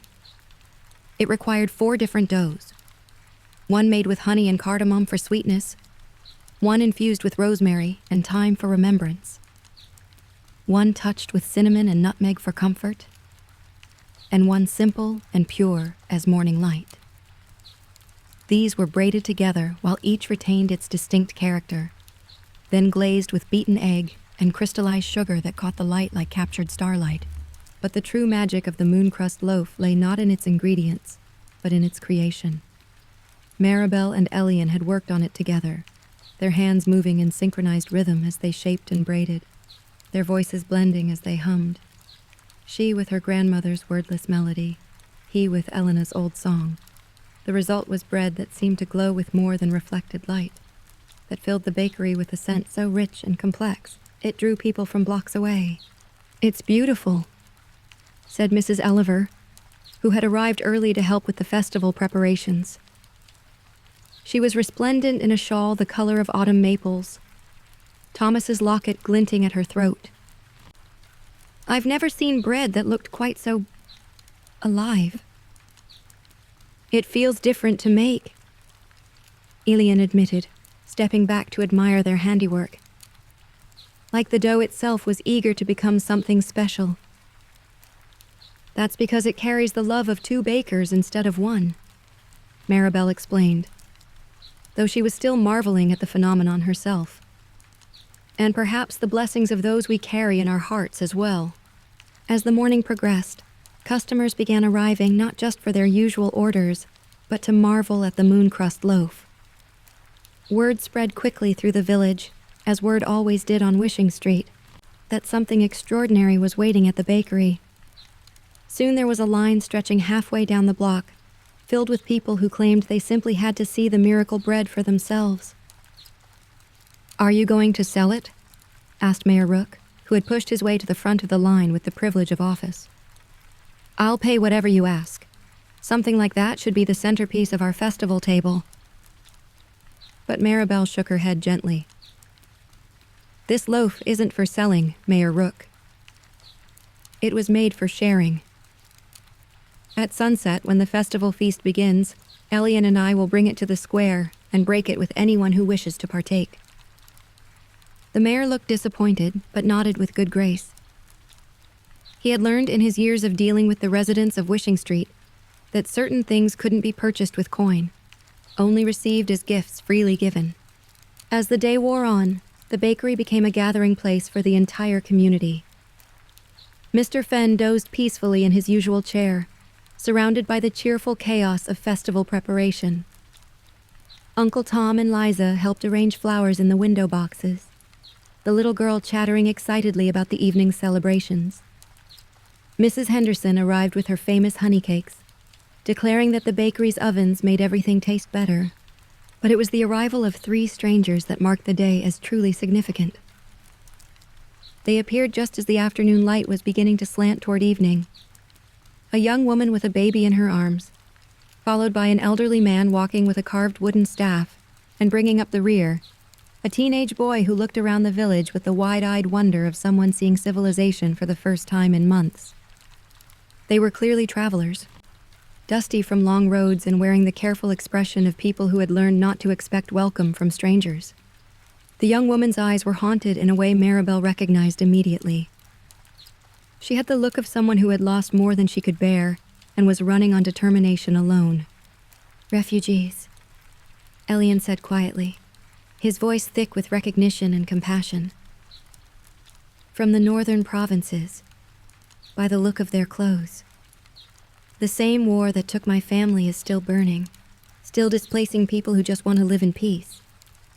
Without hesitation, Maribel moved toward the door. "Then they need more than bread," she said. "They need to know they're safe, at least for now." She opened the door before the travelers could knock, startling them with the warmth of her greeting. "Welcome to Windlebrook," she said simply. "You look like you've come a long way. Please come inside where it's warm." The young woman looked ready to collapse with relief at the unexpected kindness. "We don't have much to pay with," she began, but Maribel waved away her concerns. "Hungry people don't need money to eat in my bakery," she replied firmly. "They just need to be hungry. Now come, sit down, and let us take care of you." As the travelers settled at the large table in the center of the bakery, their story emerged in fragments. The young woman was named Sarah, the baby was her daughter Emma, and they were traveling with Sarah's grandfather and her younger brother, Peter. Their village had been burned 3 weeks ago, and they had been walking ever since, following rumors of places where refugees were welcomed rather than turned away. "We heard about Windlebrook from other travelers," the old man explained, accepting a bowl of warm soup with hands that shook from exhaustion. "They said it was a place where different kinds of people could find homes, where magic was used for healing rather than harm." "They heard correctly," Elian said, his voice gentle but firm. "I came here under similar circumstances, and I found not just shelter, but a new life. The people of this village understand that everyone deserves a chance to begin again." As he spoke, Maribel watched his face and saw something she had never quite seen before. Not just compassion, but purpose. The hollow, drifting quality that had characterized him when he first arrived was completely gone, replaced by the solid presence of someone who knew exactly who he was and what he had to offer the world. "Elian," she said quietly, understanding dawning. "You're going to help them, aren't you? Not just with food and shelter, but with whatever comes next." "If they'll have me," he replied. "I remember what it feels like to be lost and empty, and certain that the world has no place for you. I also remember what it feels like to be welcomed by someone who sees your potential rather than your brokenness. I think I'd like to do some welcoming of my own." As evening approached and the festival preparations reached their crescendo, the bakery became a haven of warmth and planning. Sarah and her family were provided with clean clothes from the community collection box, a room at the inn, courtesy of Mayor Rook, who despite his flaws had a generous heart, and most importantly, the assurance that they were no longer alone in their struggles. "There's work available," Uncle Tom explained to young Peter, who had been eyeing the bookshop with obvious longing. "The previous clerk moved away last month, and the position includes lodging above the shop. If you're interested in books and don't mind dealing with occasionally eccentric customers." "I would love that," Peter said, his voice cracking with emotion. "I used to help at the scriptorium in our village, before everything changed." "Then consider it settled," Uncle Tom declared, with the satisfaction of someone solving a practical problem with an elegant solution. As the sun began to set, painting Wishing Street in shades of gold and crimson, Maribel and Elian carefully lifted the moon-crust loaf from its place of honor and carried it between them to the village square. The entire community had gathered for the harvest feast. long tables groaning under the weight of everyone's contributions to the celebration. But when the baker and her assistant appeared with their glowing bread, a hush fell over the crowd. The loaf seemed to pulse with inner light, and its fragrance, complex layers of honey and spice, herbs and comfort, filled the evening air with promises of nourishment that went far deeper than the merely physical. "Friends and neighbors," Maribel called out, her voice carrying clearly in the still air. "This bread was made not just from flour and yeast, but from the love of our community, the memories we cherish, and the hope we share for the future. It carries within it the stories of all who have found homes here, all who have been welcomed when they thought they had nowhere left to go. And it carries the promise," Elian added, his voice strong and sure, "that love continues beyond loss, that healing is always possible, and that no one need face their darkest moments alone." Together, they began to break the bread, passing pieces to eager hands that reached out from every corner of the crowd. And as each person tasted the mooncrust loaf, something magical happened. Not the flashy magic of fairy tales, but the deeper magic of connection. The understanding that they were all part of something larger than themselves. All threads in a tapestry woven from countless individual stories of loss and recovery, displacement and belonging. Sarah took a piece and immediately began to cry. Not from sorrow, but from the overwhelming relief of finally feeling safe enough to let down her guard. Her grandfather tasted the bread and smiled for the first time since leaving their burned village, recognizing in its complex flavors the echo of his late wife's holiday baking. Young Peter ate his portion slowly, savoring not just the taste but the knowledge that he was now part of a community that valued books and learning and quiet, thoughtful souls. "This is what home tastes like," Mrs. Elliver declared, clutching her piece of bread like a treasure. "Not a place, but a feeling. The feeling of being known and cherished exactly as you are." "Home," agreed Mr. Fenn, who rarely spoke at public gatherings but seemed moved to contribute. "And family, chosen as well as born." As the festival continued into the night, with music and dancing, storytelling and laughter, Maribel and Elian found themselves standing slightly apart from the main celebration, watching the community they had helped nourish with quiet satisfaction. "We did something good today," Elian said, his voice soft with contentment. "Not just the bread, but all of it. Welcoming Sarah's family, giving them not just food, but hope for the future." "We did," Maribel agreed. "But more than that, I think we discovered something important about ourselves, about what we're meant to do with the gifts we've been given." "Keep baking," Elian said with a smile. "Keep welcoming strangers. Keep believing that everyone deserves a place at the table. Keep transforming loss into love," Maribel added. "Keep finding ways to honor those we've lost by serving those who are still here." As the evening wound down and the last notes of music faded into the night, Maribel looked around at the faces of her chosen family. At Mrs. Elliver teaching Sarah's grandfather an old dance. At Uncle Tom and Peter deep in conversation about books and adventures. At little Liza showing baby Emma the magic of catching fireflies in cupped hands. This was her legacy, she realized. Not just the bread she baked or the individual lives she touched, but the community she had helped create through the simple act of feeding people with love as well as food. Every customer who left her bakery lighter than they had entered. Every stranger who found welcome on Wishing Street. Every broken heart that learned to beat with hope again. They were all part of the continuing story of love transformed into service. And as she and Elian walked back to the bakery, the empty bread basket swinging between them, Maribel felt the presence of all those who had guided her to this moment. Her grandmother with her weather witch wisdom.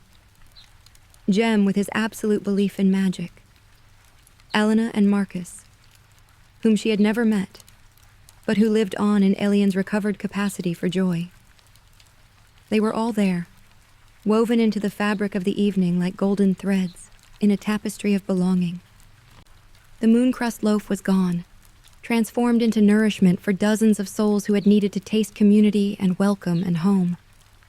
But its essence remained, living on in the connections it had helped forge, the hope it had helped kindle, the love it had helped spread from heart to heart like ripples spreading across still water.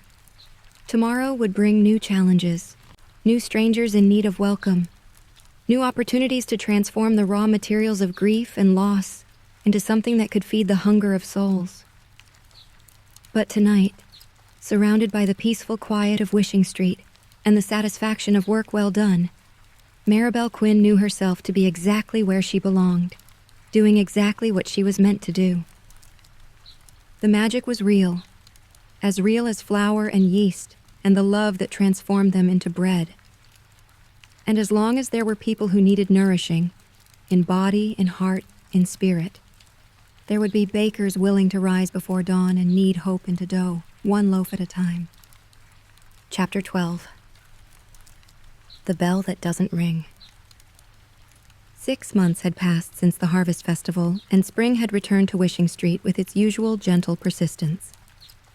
The bakery windows were open to let in the sweet air that carried hints of apple blossoms and fresh rain, and the herbs in Maribel's garden had begun their annual resurrection from winter sleep. Everything felt renewed, full of the quiet energy that came with the promise of new beginnings. But this morning was different from the usual spring awakening, because this morning, Elian stood at the crossroads of decision that every soul must eventually face, whether to stay in the place that had healed them, or to venture forth and share that healing with a wider world. He had been packing since dawn, though the process was taking much longer than it should have. Every few minutes, he would pause in folding his few possessions and look around the small apartment above the cobbler's shop that had become his first real home in years. Or he would pick up one of the small wooden boats he had begun carving again. Gifts for the village children who had grown to love his stories of Marcus and the adventures they had shared on the great lake of his memories. The invitation had come 2 weeks ago, delivered by a travel-worn messenger who had tracked him down through a network of refugees and displaced persons that stretched across 3 kingdoms. A group of settlements in the eastern provinces, places where people like Sarah and her family had begun to rebuild their lives, were in desperate need of someone who understood both the practical skills of bread making and the deeper magic of nourishing traumatized souls. "They've heard about what you and the baker woman accomplished here," the messenger had explained, dusty and tired from his long journey. "Word travels fast among those who have lost everything. They know that you understand what it means to come back from emptiness, and they need someone who can teach others that same resurrection." The offer was generous. His own bakery, assistance to train, and most importantly, the chance to help establish a network of healing places where the displaced could find not just shelter, but genuine renewal. It was everything Elian had never dared to dream he might deserve, and everything his recovered soul knew he was meant to do. But leaving Windlebrook, leaving Wishing Street, leaving Maribel and the life they had built together, felt like tearing away part of his newly restored heart. "You're thinking too hard," came a familiar voice from the doorway. Maribel stood there with a cup of tea in each hand, and the expression of someone who had been watching him wrestle with this decision for weeks. "I can hear your thoughts from the street below."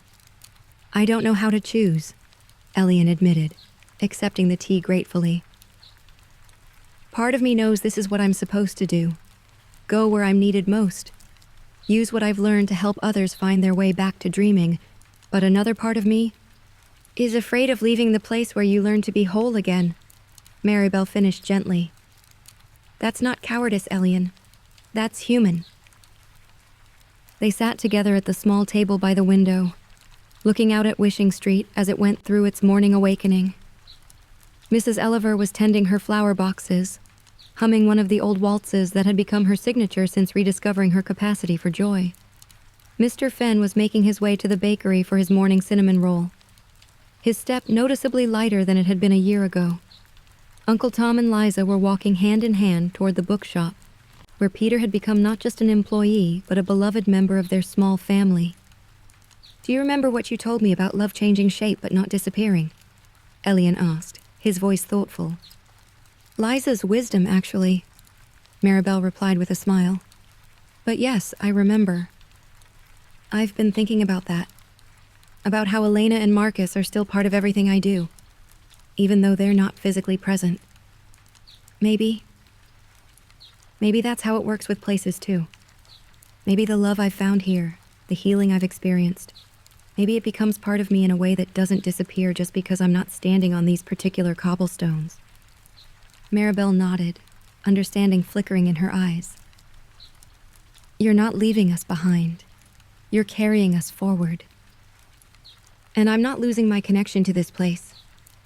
I'm extending it, creating new threads in the web of healing that connects all the places where people choose love over fear, welcome over suspicion, hope over despair.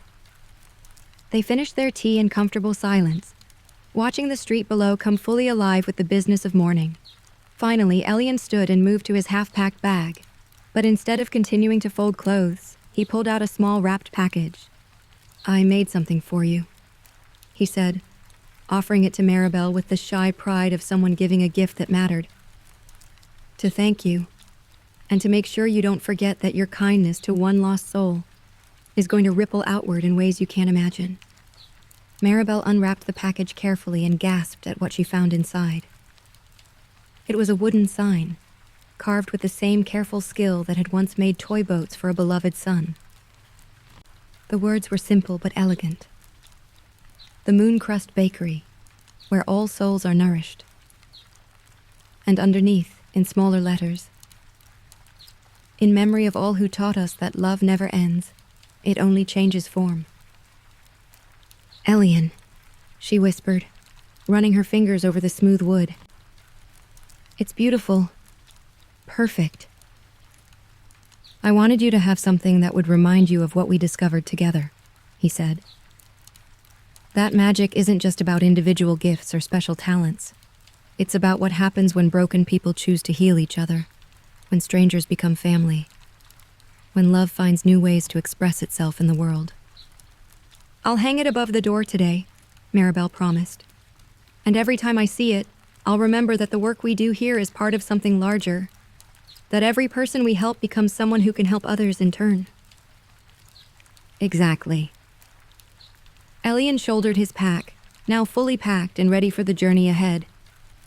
And when I start my own bakery in the eastern provinces, I'll hang a sign that says something similar.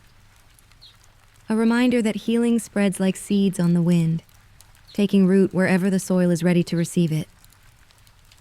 They walked together to the Mooncrust Bakery, where the morning preparations were waiting. But instead of beginning the usual routine, they spent these final hours working side by side to create one last collaborative masterpiece. A batch of dream bread that would carry Elian's intentions to his new home and Maribel's blessings for the work he would do there. Into the dough they folded memories of their partnership, hopes for the souls they would separately serve, and the unshakable conviction that love was the most reliable form of magic in any world.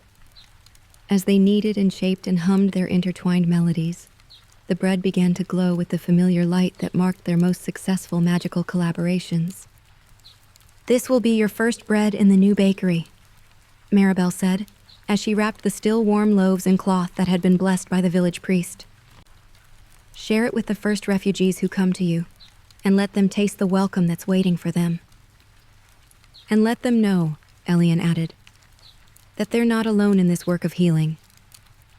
That there are other places like Wishing Street, other bakers like you, other souls who understand that the deepest hunger is for belonging and hope. The morning customers began arriving as usual, but today their visits carried an undertone of farewell. Everyone knew that Elian was leaving, and each person found their own way to express gratitude for the quiet kindness he had brought to their daily routines. Mrs. Elliver gave him a small jar of her famous preserves. Mr. Fenn offered a tiny, perfectly crafted clockwork mechanism that he claimed would bring good luck. Uncle Tom presented him with a book of maps, carefully annotated with the locations of other communities that welcome travelers and refugees. But it was Liza who provided the most precious gift of all. She appeared at his elbow just as he was preparing to make his final farewells, and without ceremony, she pressed her worn stuffed rabbit into his hands. For when you get scared, she explained with the matter-of-fact wisdom that had always been her trademark. Bunny is very good at helping people feel brave when they have to do important things that feel scary. Elian knelt down to her level, his eyes bright with unshed tears. "Liza, I can't take your bunny. You've had him since you were little." "That's exactly why you should take him," she replied seriously. "He's full of all the love Uncle Tom and I have put into him over the years, and now he can carry some of that love to all the new people you're going to help. Besides," she added with a grin, "I'm getting too big for stuffed animals, but I'm never too big to share love when someone needs it." "Thank you," Elian managed, his voice thick with emotion. "I promise to take very good care of him, and to make sure he knows how much he's loved." As the afternoon wore on toward evening, the time for departure finally arrived. A wagon had been arranged to take Elian to the main road, where he would join a merchant caravan heading east. His belongings were loaded, his farewells were said, and there was nothing left but the moment of actual leaving. He stood in the doorway of the Mooncrust Bakery, looking back at the place that had saved his life and taught him to dream again. Maribel stood beside him, her hand resting lightly on his shoulder in a gesture of blessing and release. "I'll write," he promised. "Letters about the new bakery, about the people I meet, about how the dream bread recipes work in different soil." "And I'll write back," Maribel replied. "Letters about the continuing adventures of Wishing Street, about new strangers who find their way to our door, about all the ways love keeps finding new forms to take." "This isn't really goodbye, is it?" Elian asked, echoing the question that lived in both their hearts. "No," Maribel said firmly. "This is until we meet again. Because souls that have recognized each other don't lose that connection just because bodies move to different places." As Elian climbed into the waiting wagon and it began to roll away down Wishing Street, Maribel expected to hear the familiar chime of the bell above her bakery door, the sound that had marked so many arrivals and departures over the years. But the bell remained silent, as if it understood that this wasn't truly a leaving but a transformation, not an ending but a new beginning. She watched until the wagon disappeared around the curve where Wishing Street met the road to the wider world, then turned back to her bakery with a heart that was simultaneously full and empty, grateful and grieving, complete and ready to begin again. Inside, she found the sign Elian had carved for her and carefully hung it above the door, where it would greet every customer with its gentle reminder that love never ended, only changed form. Then she began preparing dough for tomorrow's bread, humming her grandmother's wordless melody, and thinking about all the strangers who would surely find their way to her door in the days and weeks and years to come. Because that was the real magic of Wishing Street, she realized. Not that it solved all problems or healed all wounds, but that it served as a way station for souls in transition, a place where people could rest and be nourished before continuing on their own journeys of service and discovery. Elian would carry the healing he had found here to new places and new people. The refugees he helped would, in turn, find their own ways to extend that healing further still. And somewhere, in a village by a great lake that existed now only in memory, Elena's music and Marcus's wonder continued to ripple outward through the bread their beloved husband and father made with his own recovered hands. As evening settled over Wishing Street and the last light of day painted the cobblestones in shades of gold and purple, Maribel Quinn stood in her bakery and felt the presence of all the souls who had passed through these rooms. Some staying, some moving on, all leaving traces of their journeys in the very walls that sheltered the ongoing work of transformation. Tomorrow would bring new customers, new stories, new opportunities to knead hope into flour, and love into the daily bread that sustained both body and soul. The bell above the door would chime again, announcing the arrival of other lost souls who needed to remember that they belonged somewhere in the world. And in a bakery that smelled of cinnamon and starlight, surrounded by herbs that whispered ancient secrets and ovens that hummed with the warmth of countless lovingly crafted loaves, the magic would continue. Quiet, persistent, and as reliable as sunrise, as necessary as breath, as eternal as the love that transforms every ending into a new beginning. The bell that doesn't ring had spoken the deepest truth of all. Some departures are not departures, but expansions. Some goodbyes are not endings, but the start of stories too large to be contained in any single place. And in the Mooncrust Bakery on Wishing Street, where all souls were nourished and all hungers could find sustenance, the work of healing the world continued, one loaf at a time, one dream at a time, one act of love at a time. World without end. The end. May your dreams be gentle. May your sleep be deep. And when you wake, may you carry a little peace with you. If you enjoyed tonight's story, feel free to return anytime. Good night, and sweet dreams.